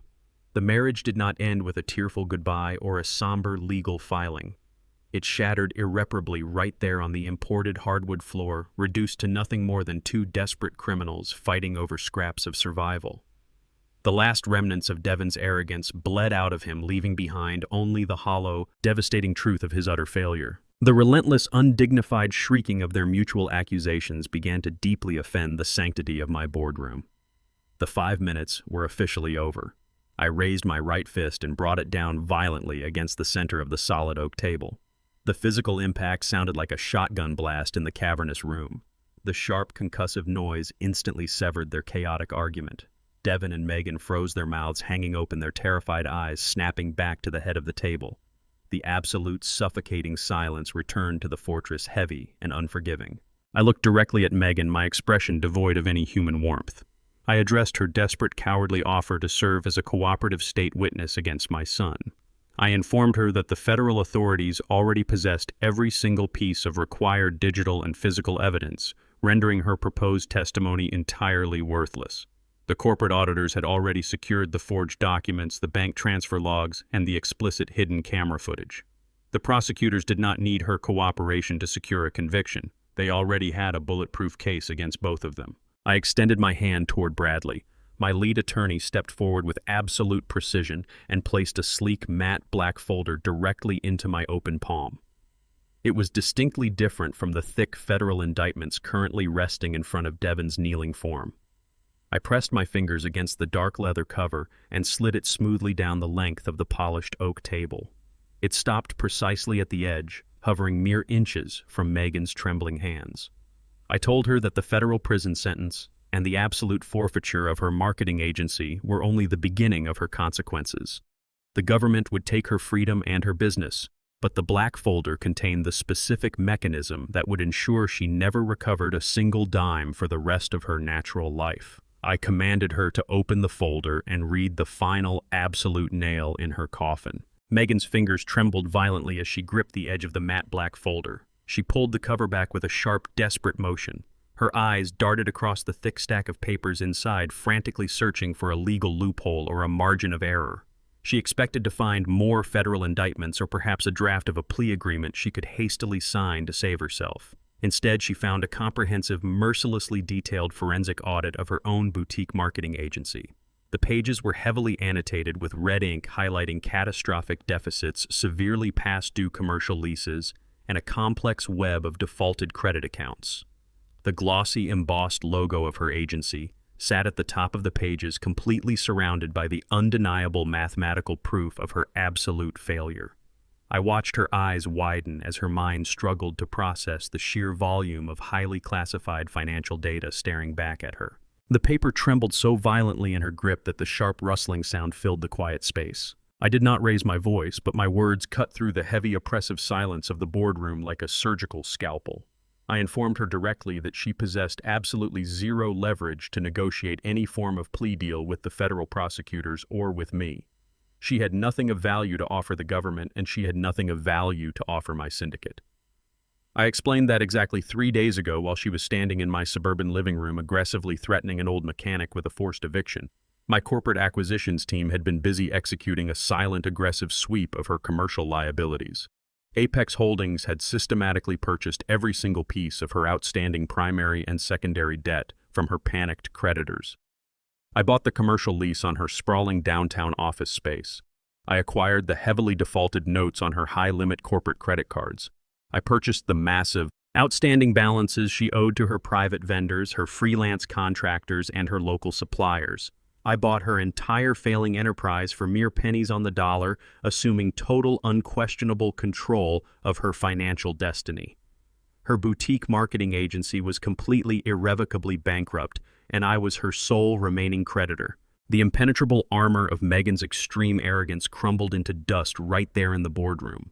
The sophisticated, untouchable high society persona she had ruthlessly maintained for the past 5 years evaporated in the freezing mountain air. As she stared at the audit, the horrifying reality of her existence settled over her like a suffocating shroud. Every single aspect of her glamorous identity had been a meticulously constructed fraud. She had never been a brilliant, self-made executive dominating the marketing industry. She had been a parasite surviving on an elaborate house of cards built entirely on predatory loans and shifting credit lines. I systematically detailed the truth she had tried so desperately to hide from the world, speaking the facts aloud to the silent executives. I pointed out the imported luxury vehicles leased under her business name to falsely project an aura of immense success. I highlighted the designer wardrobes, the expensive diamond jewelry, and the lavish charity gala donations she had funded entirely through toxic corporate debt. She had literally leased her identity, borrowing heavily against a brilliant future that was never going to materialize. Her agency had not secured a single paying client in over 14 months. She had kept the illusion alive solely by securing new loans to pay off the interest on her older, larger loans, relying entirely on Devon's last name to gain access to increasingly risky venture capital. Now that entire mountain of toxic debt belonged exclusively to me. I owned the financial notes on the luxury car she had driven to the mountain estate. I owned the legal rights to seize the designer winter clothes she was currently wearing. I held the absolute power to liquidate every single physical and digital asset attached to her name. Her entire existence, her reputation, and her carefully curated social status had been consolidated into a single red integer on the balance sheet resting in her shaking hands. She was not a powerful CEO maneuvering through a temporary cash flow issue. She was an utterly ruined debtor standing completely exposed in the presence of her absolute master. The crushing weight of her complete financial annihilation paralyzed her nervous system. The last remaining threads of her physical strength snapped under the immense gravitational pull of her failure. Megan's expensive, custom-made winter boots slipped awkwardly on the polished hardwood, and she dropped heavily to the floor. She landed right beside the husband she had just violently slapped and attempted to betray. The visual poetry of their shared collapse was undeniable. The two arrogant predators who had swaggered through my grand front doors, intending to strip me of my dignity, were now kneeling side by side, completely broken, awaiting their final judgment. Megan did not attempt to stand back up. She discarded the aggressive, manipulative persona, entirely shifting with terrifying speed into the role of a desperate, terrified child cornered by reality. She looked up at me from the cold floor, tears streaming heavily down her pale face, completely ruining her flawless, expensive makeup. She began to beg. Her voice was high-pitched, frantic, and stripped of all former pride and entitlement. She pleaded with me for a second chance, her hands clasped together in a pathetic display of total submission. She swore that the mounting debt had clouded her judgment, claiming she had been blinded by the intense stress of keeping her business afloat in a competitive market. She promised to change everything about herself if I would simply erase the commercial debt and stop the looming federal indictments. She offered to dissolve the marketing agency, immediately swearing she would dedicate the rest of her life to being the perfect, obedient daughter-in-law. She claimed she would take care of me, that we could rebuild our shattered dynamic and become a real, united family once again. She offered absolute subservience, willing to trade any remaining shred of her personal dignity for a way out of the concrete cell that awaited her. She promised to work off the debt in whatever capacity I demanded, frantically offering to become a lowly assistant, a filing clerk, a servant in my corporate empire. She groveled on the hardwood, weeping uncontrollably, offering her complete surrender to the man she had called a senile, useless burden just hours before. The elite board of directors watched her tearful, humiliating performance in total silence, their faces reflecting absolute, unyielding disgust. I did not move to comfort her. I sat perfectly still, letting her desperate, pathetic pleas echo uselessly through the vast, quiet expanse of my boardroom. I watched Megan press her forehead against the cold hardwood floorboards. Her frantic tears pooled on the polished oak surface, leaving dark, messy streaks across the immaculate grain. I did not feel a single tremor of sympathy. I did not extend my hand to comfort her. I raised my index finger, and the vast, great room fell back into a terrifying, absolute hush.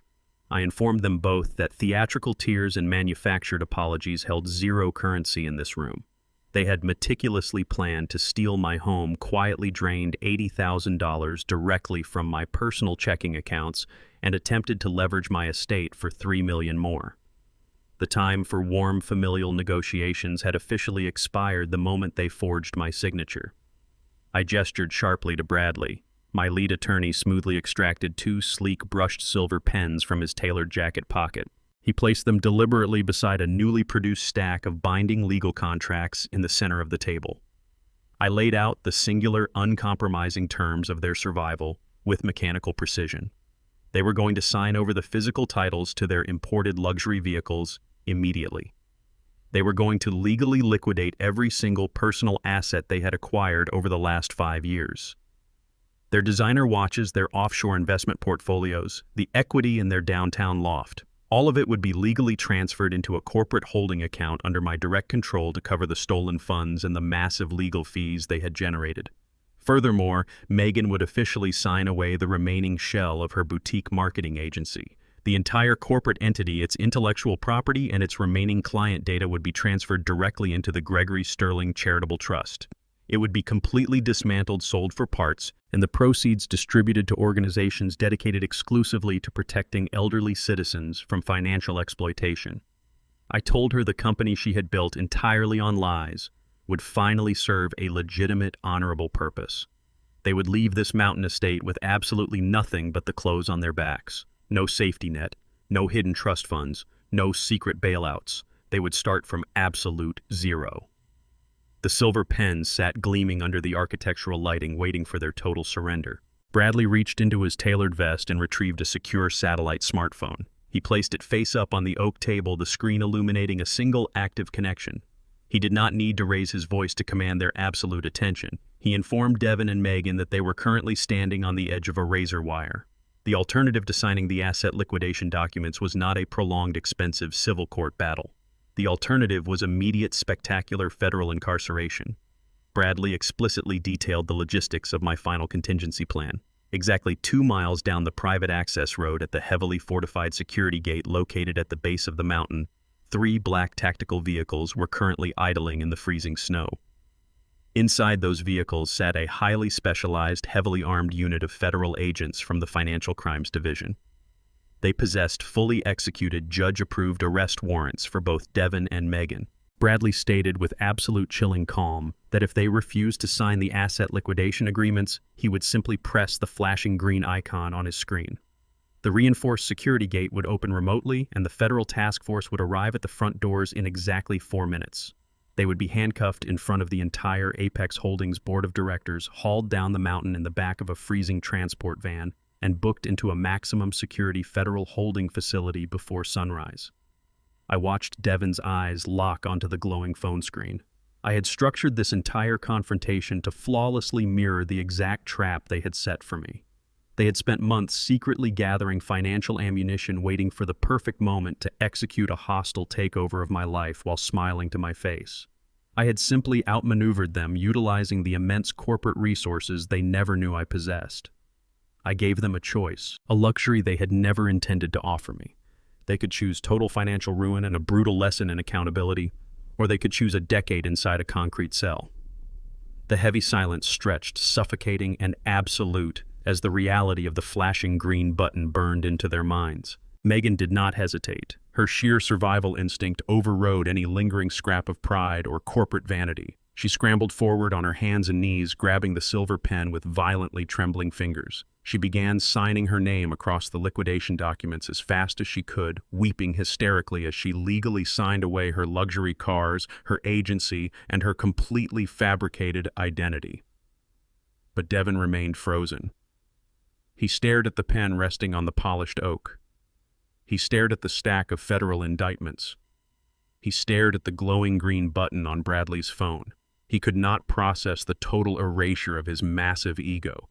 To sign those papers meant admitting he was a complete, irredeemable failure, an incompetent fraud who had been utterly dismantled by the very father he considered intellectually inferior. Instead of taking accountability, Devin resorted to the most toxic, manipulative weapon he possessed. He slowly pushed himself up from the floor, leaning heavily against the edge of the table. He looked directly at me, his eyes wide, feverish, and desperate. He deliberately invoked the memory of his deceased mother, Elaine. His voice trembled with manufactured emotional agony as he weaponized her name in front of the silent board. He claimed that Elaine would be absolutely disgusted by my ruthless actions. He shrieked that his mother had spent her entire life protecting him, nurturing his ambitions, and ensuring he had every single opportunity to succeed. He yelled that she would never, under any circumstances, allow her husband to treat her only son with such calculated corporate cruelty. He demanded to know how I could sit there like a tyrant and destroy the boy Elaine had loved more than anything in the world. He accused me of desecrating her sacred memory by forcing him into bankruptcy and threatening him with federal agents over a simple financial mistake. He wielded his mother's ghost as a final desperate shield, hoping to strike a fatal emotional blow to my resolve. He expected me to falter to show a momentary lapse of parental weakness at the sudden mention of my late wife. He believed he had finally found the vulnerability he needed to escape the trap. The invocation of Elaine's name did not trigger the parental weakness Devin desperately calculated it would. Instead, it crossed a sacred, unforgivable boundary, violating a memory that was entirely off-limits to a man of his current moral bankruptcy. The ambient temperature in the cavernous boardroom seemed to plummet instantly. I did not yell, nor did I allow my voice to rise in anger. I pushed my heavy leather chair back from the head of the massive oak table and slowly stood up. The 15 executives remained perfectly motionless, recognizing the profound, dangerous shift in the atmosphere. I walked steadily down the length of the polished wood, my heavy work boots thudding against the hardwood floor in a slow, deliberate march of absolute finality. I stopped directly in front of my kneeling son. I looked down at his tear-streaked, panicked face with a level of disgust so pure and concentrated it made him physically recoil. He had dared to weaponize the memory of a woman whose shoes he was utterly unworthy to shine. I leaned forward, lowering my voice to a sharp, lethal whisper that carried effortlessly across the dead silence of the room. I informed my son that his mother would not feel a single ounce of pity for the pathetic, greedy creature cowering on the floor before me. I told him he possessed absolutely no understanding of who Elaine truly was or what she had sacrificed to build the bedrock of the life he had so casually squandered. When Devin was just a toddler, long before the Apex Holdings syndicate existed, Elaine had worked 3 grueling, back-breaking jobs simply to keep a rusted tin roof over his head and cheap bruised fruit in his stomach. She had scrubbed industrial kitchen floors until her knuckles bled and sorted heavy inventory in freezing warehouses, while I wrenched on scrap metal engines, all to ensure he never once felt the crushing, humiliating weight of our poverty. She had willingly surrendered her youth, her physical health, and her daily comfort exclusively to guarantee his privileged future. To invoke her sacred memory as a tactical shield for his parasitic corporate theft was the ultimate desecration of her legacy. He had taken her decades of brutal, agonizing sacrifice and weaponized it to fund imported sports cars, bespoke suits, and hollow high society charity galas. I stared directly into his darting, terrified eyes and told him with absolute certainty that Elaine would not ask for mercy on his behalf. She would demand absolute accountability. She would demand that the cancer of his entitlement be surgically removed from the family tree. I reached inside the breast pocket of my damp flannel shirt and extracted a single heavily folded sheet of premium legal parchment. I did not hand it to Bradley to process or file. I snapped the heavy paper open myself and dropped it directly onto the floorboards between Devin's violently trembling knees. It was a formal, legally binding declaration of total disownment. I explained the precise mechanics of the document with icy clarity as he stared down at the black ink blurring through his panicked tears. For the past 20 years, his name had sat securely at the very pinnacle of the Gregory Sterling Irrevocable Family Trust. That specific trust was the financial beating heart of my global empire, meticulously structured by a legion of corporate attorneys to automatically transfer billions of dollars in liquid assets, international commercial real estate, and majority shareholder voting rights to him. The exact moment my heart stopped beating.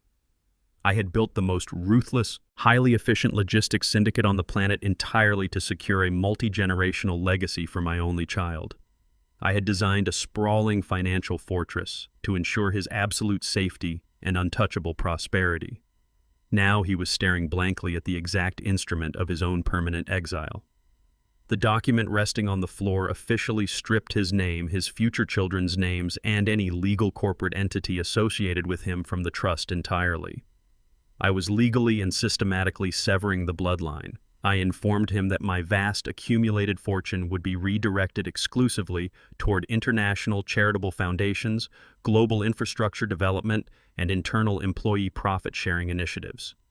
He would not inherit my corporate empire. He would not inherit the suburban estate he had so arrogantly attempted to leverage. He would not receive a single solitary cent from the staggering wealth Elaine and I had literally bled into existence. I had spent my entire adult life building an impenetrable financial shield to protect him from the harsh realities of the world, and he had actively chosen to burn it to the ground for a temporary, meaningless status boost. The paper resting on the floor was not a negotiation tactic or an empty threat. It had already been countersigned by 3 federal judges and legally recorded in the state registry hours before he ever arrived at the mountain. He was permanently, irrevocably cut off from the Sterling legacy forever. The sheer magnitude of his permanent exile finally broke through the dense protective layers of Devon's manufactured ego. The catastrophic realization that he had effortlessly thrown away a multi-billion-dollar corporate empire in exchange for a $3 million fraudulent commercial loan fractured his mind completely. Devon broke down. He did not merely cry. He collapsed into a state of raw, hysterical weeping. His chest heaved with violent, uncontrollable sobs, his breath hitching in sharp, agonizing gasps as the physical reality of his utter ruin crushed his lungs. He clutched his stomach, rocking back and forth on the expensive hardwood floor, mourning the staggering, unfathomable loss of a magnificent future he had so casually incinerated. The board of directors observed his total psychological disintegration without shifting a single muscle or breaking eye contact. I did not offer him a moment to process the immense grief. I pointed a steady, uncompromising finger at the thick stack of asset liquidation contracts resting on the oak table beside Bradley's flashing satellite phone. I demanded his immediate, unquestioning compliance. Devon dragged his body upward, his legs shaking so violently they were unable to fully support his own weight. He leaned heavily against the edge of the polished boardroom table, his vision entirely blurred by a relentless stream of panicked tears. He reached out with a shaking hand and grasped the heavy silver pen. He did not bother to read the legal terms. He did not search the margins for loopholes or escape clauses. He dragged the pen across the signature lines, pressing so hard the metal nib nearly tore through the thick legal parchment. He legally signed away his luxury cars, his offshore investment accounts, and the entirety of his personal wealth, formally trading his financial existence to avoid the federal task force waiting at the bottom of the mountain. The exact moment he dropped the pen, Megan scrambled forward on her hands and knees. Her face was a swollen, tear-stained mask of pure, unadulterated terror. She snatched the second silver pen from the table, her breath coming in ragged, hyperventilating shrieks that echoed against the glass walls. She pulled the marketing agency transfer documents toward her and frantically scrawled her looping signature across the dotted lines. She sobbed uncontrollably as she legally signed her fabricated business, her digital client lists, and her fraudulent social identity directly over to my charitable trust. The massive, cavernous room filled only with the pathetic, echoing sounds of their mutual, total surrender. The agonizing legal process was complete. They had walked through the mahogany doors as arrogant predators and were now officially reduced to absolute penniless ghosts. The metallic clatter of the 2 silver pens dropping onto the polished oak table sounded like a judge's gavel striking a heavy wooden-sounding block. The dark ink on the comprehensive asset liquidation contracts was barely dry, sealing their total financial ruin. Megan and Devon remained kneeling on the floorboards, their chests heaving with ragged, exhausted breaths. They had surrendered absolutely everything. Their imported luxury vehicles, their offshore investment accounts, the boutique marketing agency, and their entire fabricated social existence were now legally dissolved and transferred entirely into my direct control. Megan reached out with a violently trembling hand, gripping the edge of the heavy table to slowly pull herself up. She wiped her tear-streaked, ruined makeup from her face, her posture reflecting the desperate, hollow relief of a survivor who believed the execution had finally been stayed. Devon remained slumped against the wood grain, but a subtle shift in his shoulders indicated he too believed the absolute worst of the nightmare had concluded. They fully expected me to dismiss them, to point a finger toward the mahogany double doors and allow them to walk out into the freezing Colorado night as penniless, humiliated ghosts. They assumed their total financial surrender had purchased their physical freedom. I picked up the matte black folders, aligning their edges with meticulous precision before handing them directly to Bradley. The commercial transaction was complete, but their fundamental misunderstanding of the situation required immediate, brutal correction. I looked down at the 2 individuals who had attempted to dismantle my life and delivered the next phase of their reality. I informed them that signing those liquidation documents merely balanced the corporate ledger. The forfeiture of their worldly assets satisfied the civil debt owed to Apex Holdings and legally compensated the syndicate for the stolen funds and the massive incurred legal expenses. They had successfully avoided the immediate aggressive wrath of my corporate legal division pursuing them into perpetual bankruptcy.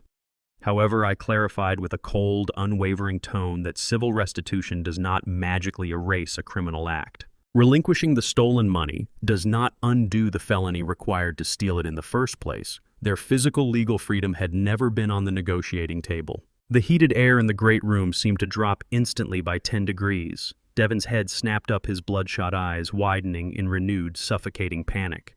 Megan froze mid-step, her hand hovering uselessly over her designer winter coat draped across a nearby leather chair. Before either of them could formulate a coherent objection or utter another pathetic plea, a distinct, high-pitched wail cut through the heavy insulation of the mountain estate. The sound of approaching sirens echoed sharply off the jagged peaks, multiplying in the thin, freezing air as heavy tires crunched aggressively up the private access road.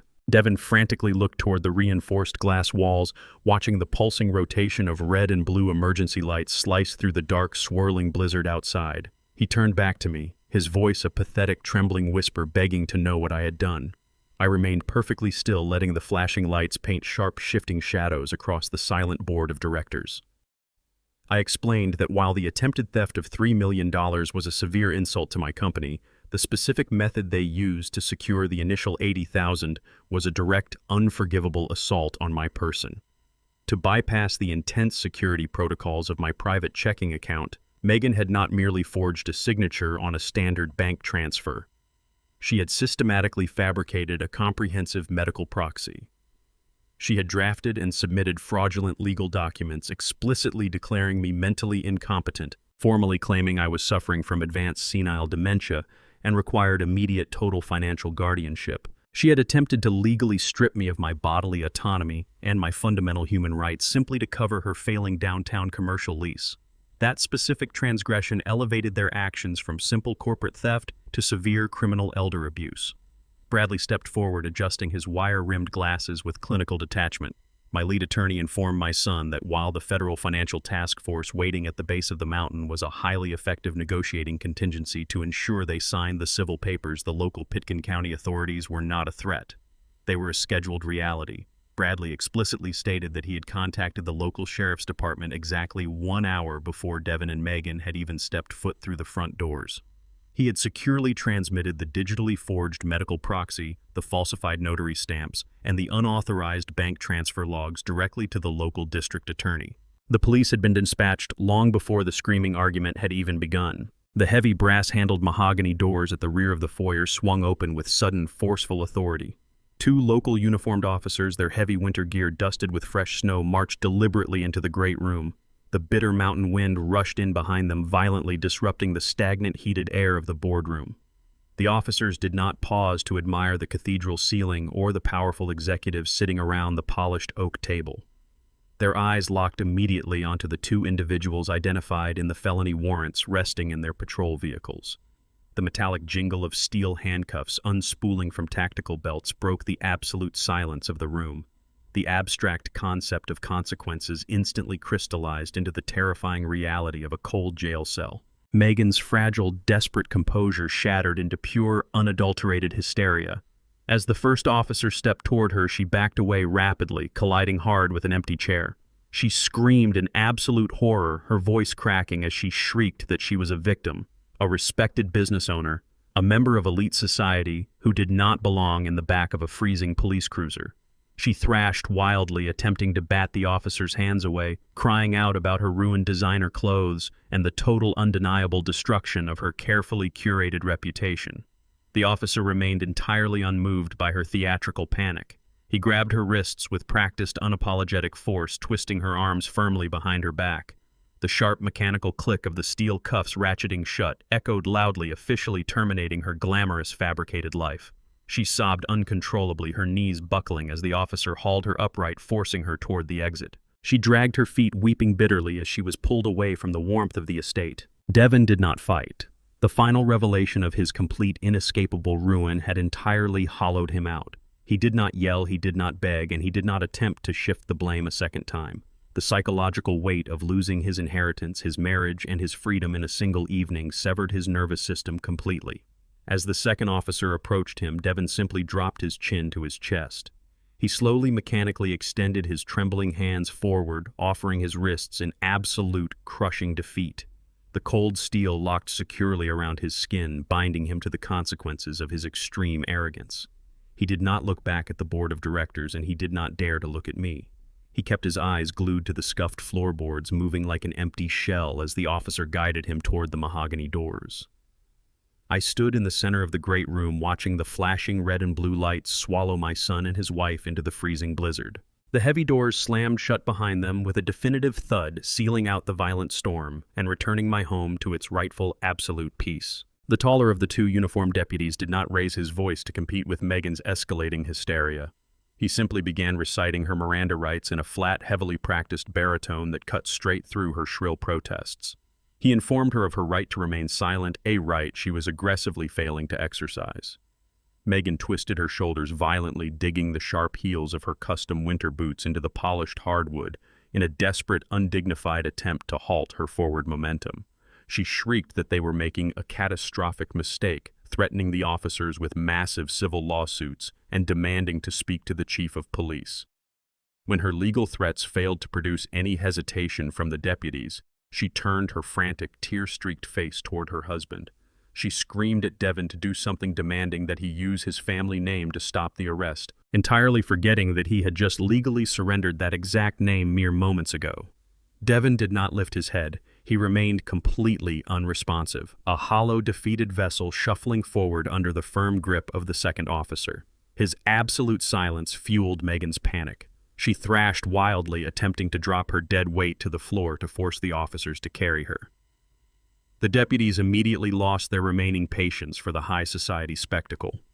Utilizing a swift, standardized compliance hold, the taller officer applied precise pressure to her shoulder and wrist, forcing her posture downward and completely neutralizing her ability to resist. Her shrieks dissolved into ragged, hyperventilating sobs as they physically marched the couple toward the grand entrance of the estate. I stood perfectly still in the center of the great room, my hands resting calmly at my sides. I did not step forward to offer a final word of fatherly comfort, and I did not look away from the ugly reality of the situation. I watched with absolute clinical detachment as the authorities dragged my only son across the floorboards. The heavy clinking of the steel chains echoed against the vaulted timber ceiling, marking the definitive end of his privileged existence.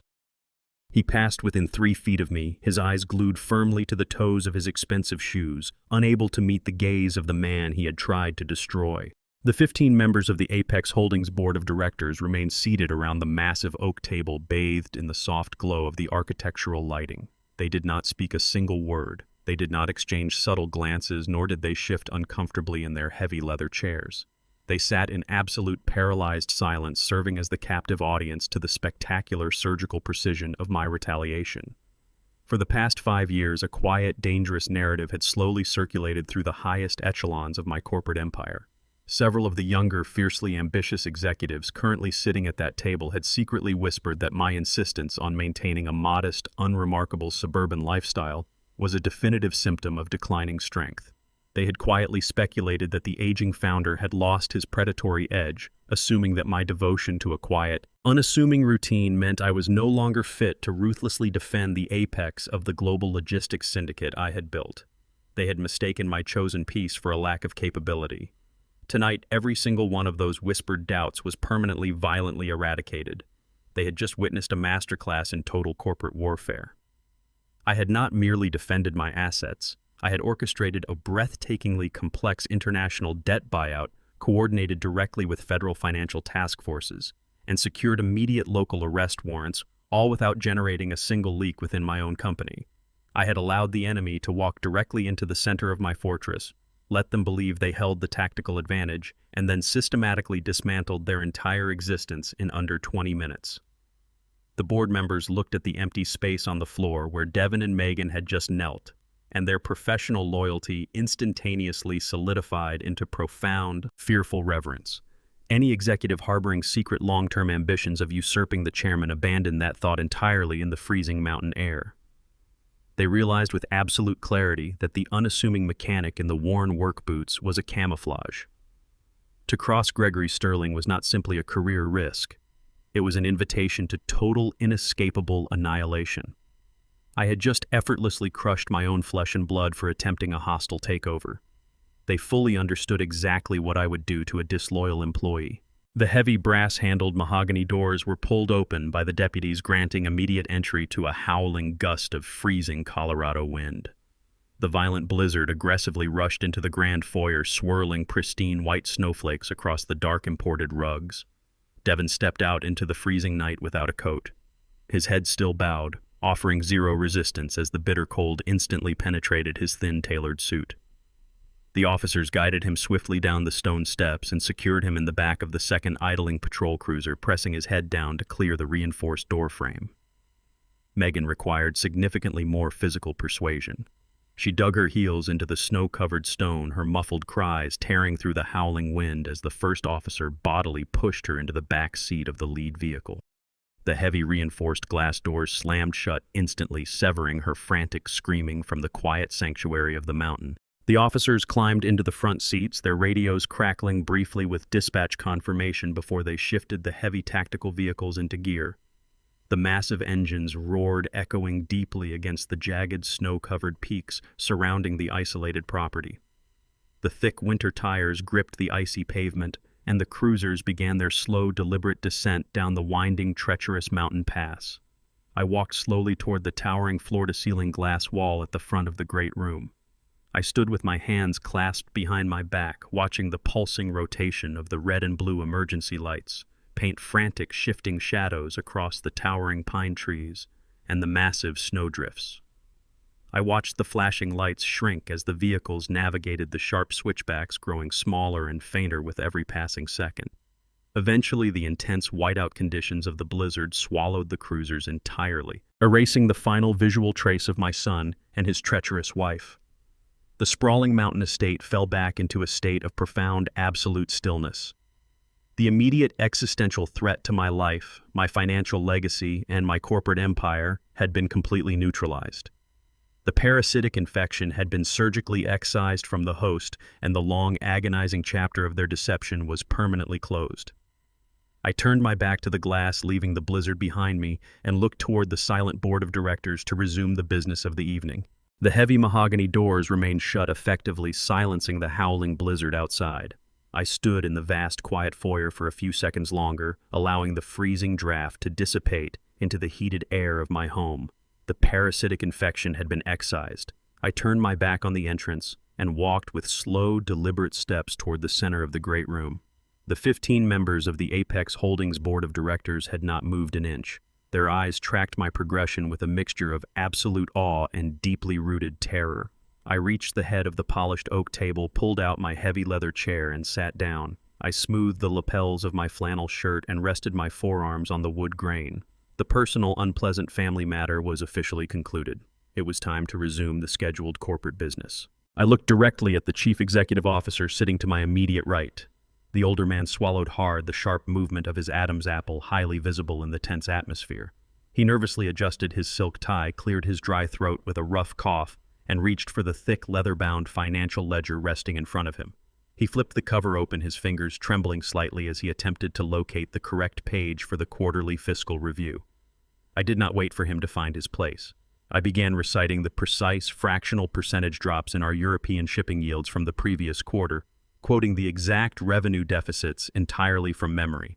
I seamlessly transitioned into a complex analysis of international supply chain bottlenecks, rattling off container ship capacities, tariff adjustments, and projected profit margins with surgical, devastating accuracy. I cross-referenced the CEO's printed figures before he could even read them aloud, catching a minor mathematical discrepancy in the third quarter projections and demanding an immediate recalculation. I directed the flow of the high-level corporate meeting with relentless, razor-sharp focus. I fired complex logistical questions at the regional directors, demanding concise, data-driven answers and instantly dismantling any weak corporate strategies they presented. I did not stumble over a single word. I did not lose my train of thought for a fraction of a second. I operated with the terrifying, unyielding mental acuity of an apex predator at the absolute height of its power. The executives sitting around the table scrambled to keep up with my rapid-fire directives, their pens flying across their notepads. Every brilliant, complex financial maneuver I orchestrated served as undeniable concrete proof that my mind was entirely intact.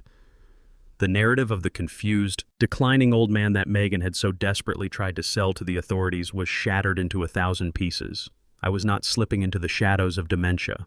I was the absolute undisputed master of my empire, and my cognitive fortress was completely impenetrable.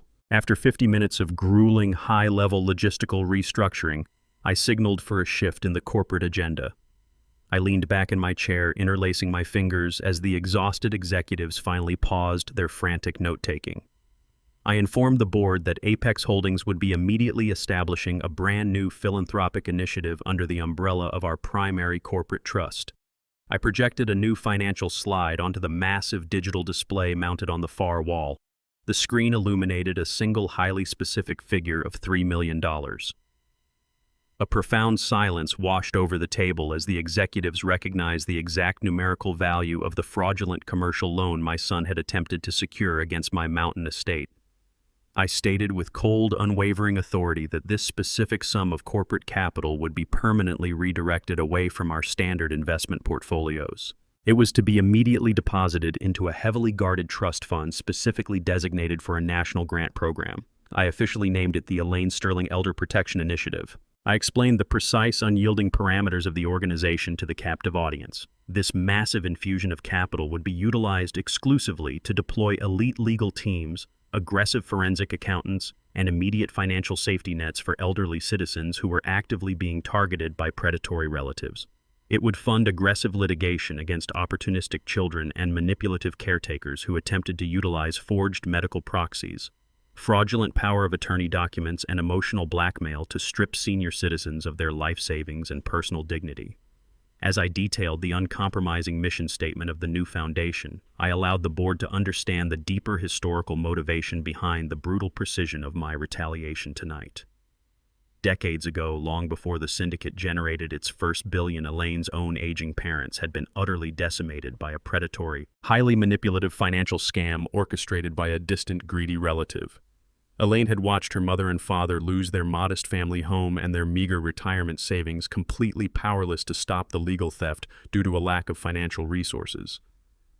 That agonizing period of vulnerability had fundamentally shaped her fierce, uncompromising protectiveness over our family. She had sworn that no one she loved would ever be rendered that helpless again. Devin's actions were not merely a betrayal of my trust. His attempted financial coup was a direct, sickening repetition of the exact trauma his mother had spent her entire adult life trying to eradicate. By weaponizing that specific trauma against me, he had sealed his own permanent exile.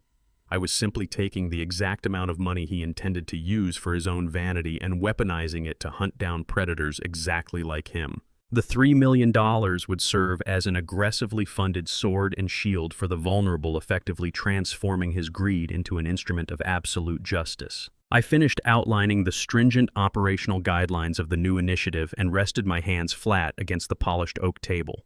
I looked around the room, making deliberate, sustained eye contact with every single executive seated in the heavy leather chairs. I called for a formal recorded vote on the immediate allocation of the $3 million to the Elaine Sterling Elder Protection Initiative. There was no hesitation. There was no debate regarding corporate tax liabilities or quarterly budget constraints. The board members raised their hands in perfect, instantaneous unison. The approval was absolutely unanimous, driven by a profound mixture of genuine respect and terrifying clarity regarding the consequences of opposing my directives. The chief executive officer quickly brought his pen down on the official ledger, formally signing the resolution into the binding corporate record with a sharp, definitive scratch of ink.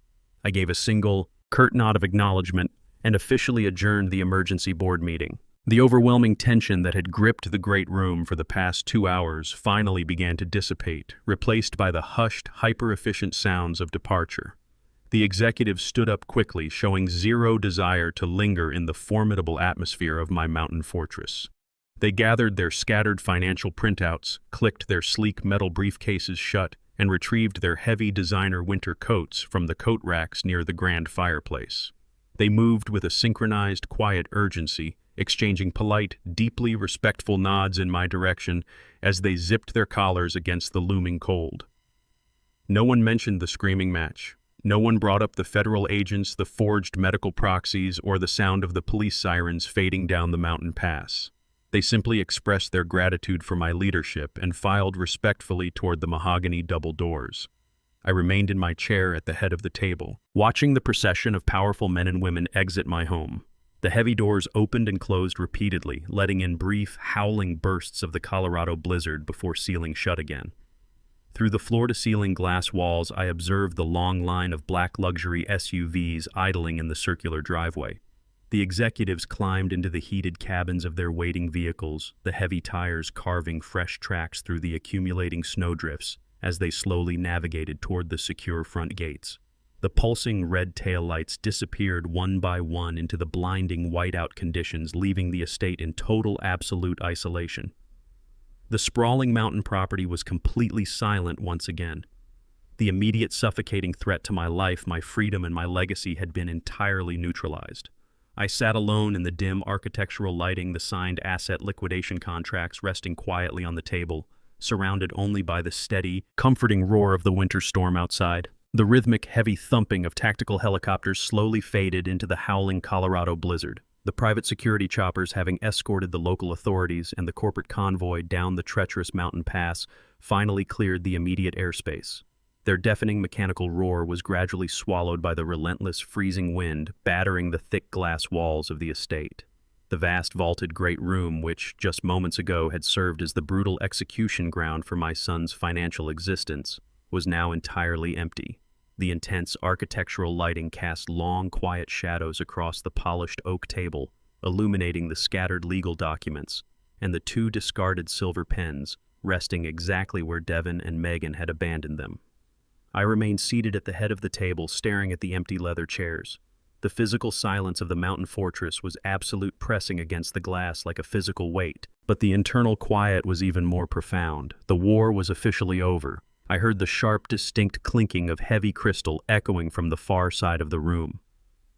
Bradley stood in the shadows near the grand stone fireplace, his suit jacket perfectly buttoned despite the chaotic events of the evening. He moved with a slow, deliberate grace toward the antique liquor cabinet. He reached for a heavy, cut crystal decanter filled with aged bourbon, unscrewing the glass stopper with a quiet scrape. He poured two generous measures, the amber liquid splashing smoothly against the heavy bottoms of the rock's glasses. Bradley did not offer platitudes or manufactured corporate congratulations. He walked across the hardwood floor and placed one of the heavy glasses directly in front of me on the oak table. He took the seat to my immediate right, holding his own glass in his lap. We did not toast. We did not celebrate the total annihilation of my only son. We simply drank in complete, heavy silence, letting the burning warmth of the bourbon cut through the residual adrenaline freezing our veins. I stared into the amber liquid, watching the reflection of the snowstorm raging outside. Bradley took a slow, measured sip of his drink and lowered the glass. He looked at me with the quiet, intense familiarity of a man who had stood by my side for 3 decades of corporate warfare. He asked me directly, his voice completely devoid of judgment, if I felt any regret for what I had just done. I lowered my glass and shifted my gaze from the freezing blizzard outside to the center of the oak table. My eyes locked onto the heavily folded sheet of premium legal parchment resting directly in front of me. The declaration of total disownment. Devin's frantic, jagged signature was slashed across the bottom line, a permanent, legally binding monument to his utter ruin. I stared at the black ink and felt a profound, heavy ache settle deep within my chest. I did not lie to Bradley, and I did not lie to myself. I acknowledged the visceral, suffocating pain of losing a child. A father's biological instinct is to protect, to nurture, and to sacrifice everything to ensure the survival of his offspring. To consciously, surgically dismantle my own flesh and blood went against every fundamental law of nature. It was an agonizing, unnatural amputation. I remembered the little boy who used to sit on my workbench, handing me greasy wrenches while I repaired broken engines in our cramped suburban garage. I remembered the teenager who promised he would always take care of his mother and me. But I looked at Bradley and stated with absolute, unwavering clarity that I did not ruin that boy tonight. I told my attorney that the son Elaine and I had poured our entire souls into raising had already been dead for a very long time. The man who had walked into my home tonight was a hollow, parasitic stranger wearing Devon's face. I traced the timeline of his death back to a specific freezing afternoon 6 months ago. The exact moment my son died was not when he forged my signature or drained my checking account. It was the afternoon he sat in my living room, smiled directly into my eyes, and handed me a glossy, high-end nursing home brochure. He had casually suggested locking me away in a sterile medical facility under the guise of familial concern, secretly planning to declare me mentally incompetent to seize control of my estate. In that single defining moment, he had looked at his father and seen nothing but a disposable financial obstacle. He had willingly discarded our entire shared history for a quick injection of cash to fund his wife's failing business. I told Bradley that I had simply honored the choice Devon made on that day. I did not destroy my family tonight. I merely buried the corpse of a son who had already chosen greed over loyalty. I finished the remaining bourbon in my glass and set it down onto the polished oak with a definitive ringing thud. The burning sensation settled heavily in my stomach, clearing away the last lingering shadows of parental grief and leaving behind only cold, forward-looking clarity. I turned to Bradley and issued my final directive for the evening. I instructed him to contact our primary real estate acquisition team first thing in the morning. He was to immediately list the old suburban family house for sale. I wanted the property completely emptied, staged, and liquidated to the highest anonymous bidder by the end of the fiscal quarter. That modest 2-story house with the worn work boots on the porch and the grease-stained garage was the last remaining physical anchor to a life that no longer existed. It was a museum dedicated to a family that had fundamentally ceased to be. I told Bradley to hire an elite moving crew to box up Elaine's personal belongings, her photographs, and the few sentimental items I genuinely valued, and have them securely transported up the mountain. Everything else was to be sold, donated, or thrown away. I did not want a single piece of furniture or a single useless memory holding me tethered to the tragic fiction of my past. I informed my attorney that I would not be returning to the suburbs. I was going to remain exactly where I was. I would permanently reside here at the absolute apex of the Sterling estate in Aspen, utilizing the corporate fortress as my primary base of operations for the remainder of my life. I was going to focus entirely on expanding the charitable trust, aggressively deploying the newly seized funds to hunt down predators who targeted the elderly, and cementing a legacy that Elaine would actually be proud of. Bradley nodded slowly, pulling a small leather notebook from his jacket to silently record the exact logistical orders. He did not question the brutal efficiency of my decision. He understood that the suburban mechanic persona had served its purpose and was now officially retired. The elaborate, suffocating charade was finally over. The past was irrevocably, entirely dead. I looked back out through the massive glass walls, watching the relentless Colorado blizzard bury the mountain under a fresh, blinding layer of pure white snow, completely erasing the tire tracks of the police cruisers and wiping the slate entirely clean. The heavy mahogany doors clicked shut at the far end of the great room, leaving me entirely alone in the vast, vaulted space.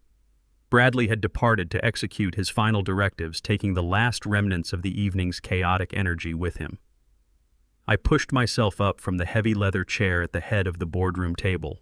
My heavy work boots echoed against the polished oak floorboards in a steady, measured rhythm as I crossed the expansive room toward the towering glass walls. I unlatched the heavy steel handle of the sliding patio door and pushed it open, stepping out onto the massive, cantilevered wooden balcony.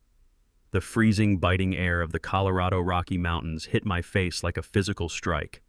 I did not flinch or retreat back into the heated sanctuary of the estate. I walked to the edge of the thick cedar railing and gripped the frozen wood with my bare hands. I inhaled deeply, filling my lungs with the crisp, razor-sharp winter air. The physical shock of the cold served to crystallize the absolute finality of the evening. The silent adjustment was officially complete. I stood suspended above the snow-covered valley and analyzed the brutal necessity of the actions I had just orchestrated. For years, I had quietly absorbed the condescending remarks, the subtle dismissals, and the blatant disrespect from the very people who fed off my silent labor. I had allowed them to mistake my patience for weakness and my humility for senility. They had interpreted my quiet suburban existence as an open invitation to treat me as a decaying financial resource. To correct that catastrophic miscalculation, I could not simply raise my voice or engage in a petty domestic argument. I had to architect a total, inescapable financial execution. The silent adjustment required absolute ruthlessness. It demanded that I suppress every natural paternal instinct and operate with the cold, calculating precision of a corporate apex predator. Excising my own son from my bloodline and my legacy was a traumatic amputation, but allowing the infection of his greed to spread would have been fatal to everything I had built. I had to let him trigger the trap. I had to let him walk into the center of my fortress fully confident in his fabricated superiority so I could dismantle his entire reality in a single devastating stroke.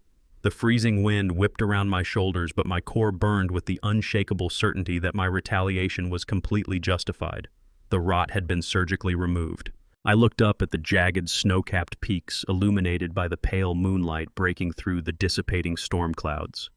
The stark, unforgiving landscape perfectly mirrored the resilience required to survive in this world.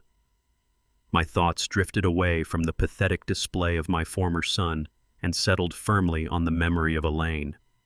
I pictured her rough, calloused hands. I remembered the deep, permanent lines of exhaustion etched around her eyes after working consecutive double shifts at the diner and the industrial laundry facility. She had not sacrificed her youth, her physical health, and her peace of mind so that a parasitic daughter-in-law could lease imported sports cars and flaunt designer jewelry funded by corporate fraud. Elaine and I had built our existence from the absolute bottom. We had started with nothing but empty pockets, cheap black coffee, and an uncompromising work ethic. Every single dollar of the empire I currently controlled had been forged in the crucible of our shared agonizing struggle. I remembered the smell of diesel oil on my clothes and the sound of heavy rain hitting the tin roof of our first cramped apartment. To allow Devin and Megan to seize that legacy through forgery, manipulation, and deceit would have been the ultimate betrayal of the woman I loved. I refused to let her immense sacrifice be transformed into a slush fund for arrogant, entitled predators. By crushing Devin's hostile takeover and legally disinheriting him, I had erected an impenetrable fortress around Elaine's memory. I had ensured that the staggering wealth we generated would never be utilized to finance a lifestyle built on arrogance and lies. Instead, the millions of dollars my son had attempted to steal would now serve as a relentless weapon against individuals exactly like him. The newly established charitable trust would protect the vulnerable, securing a legacy of honor and fierce protection that genuinely reflected Elaine's fierce spirit. I stood on the frozen balcony and felt a profound sense of closure. I had defended the sanctity of the life we built together. I had proven that our legacy could not be hijacked, manipulated, or consumed by the very greed we had spent our lives fighting against. The sacred boundary around our shared history had been successfully defended. The violent blizzard that had raged throughout the evening finally began to break. The howling wind subsided into a low, steady whisper through the heavy branches of the towering pine trees. The thick curtain of falling snow thinned out, revealing the vast, silent expanse of the isolated mountain valley spreading out below the estate. I turned my back to the railing and looked through the glass walls into the interior of the grand cabin. The massive room was entirely still. The architectural lighting cast warm, steady beams across the empty leather chairs and the polished oak table where the fate of my empire had been violently contested and permanently secured. The estate was completely silent. It was not the suffocating, heavy silence of loneliness or defeat. It was not the tragic quiet of a broken old man abandoned by his family. It was the absolute, unshakable peace of a sovereign who had successfully repelled a siege and secured his borders. The sprawling corporate fortress belonged entirely to me. My time, my vast financial resources, and my personal dignity were under my absolute control. I had stripped away the heavy, toxic burden of a false family and eradicated the constant draining pressure of their insatiable financial demands. I did not need to pretend to be a simple, declining mechanic any longer. I did not need to tolerate the condescending sneers or the subtle, manipulative requests for money. The entire agonizing charade was permanently incinerated. I walked back through the sliding glass doors, sealing the freezing mountain air outside. I stood in the center of my domain, feeling an immense, liberating weight lift from my shoulders. The predators had been locked away in concrete cells, their fabricated empires liquidated, and their social standing pulverized. I remained standing at the very apex of my world, completely untouchable. The silent adjustment was absolute.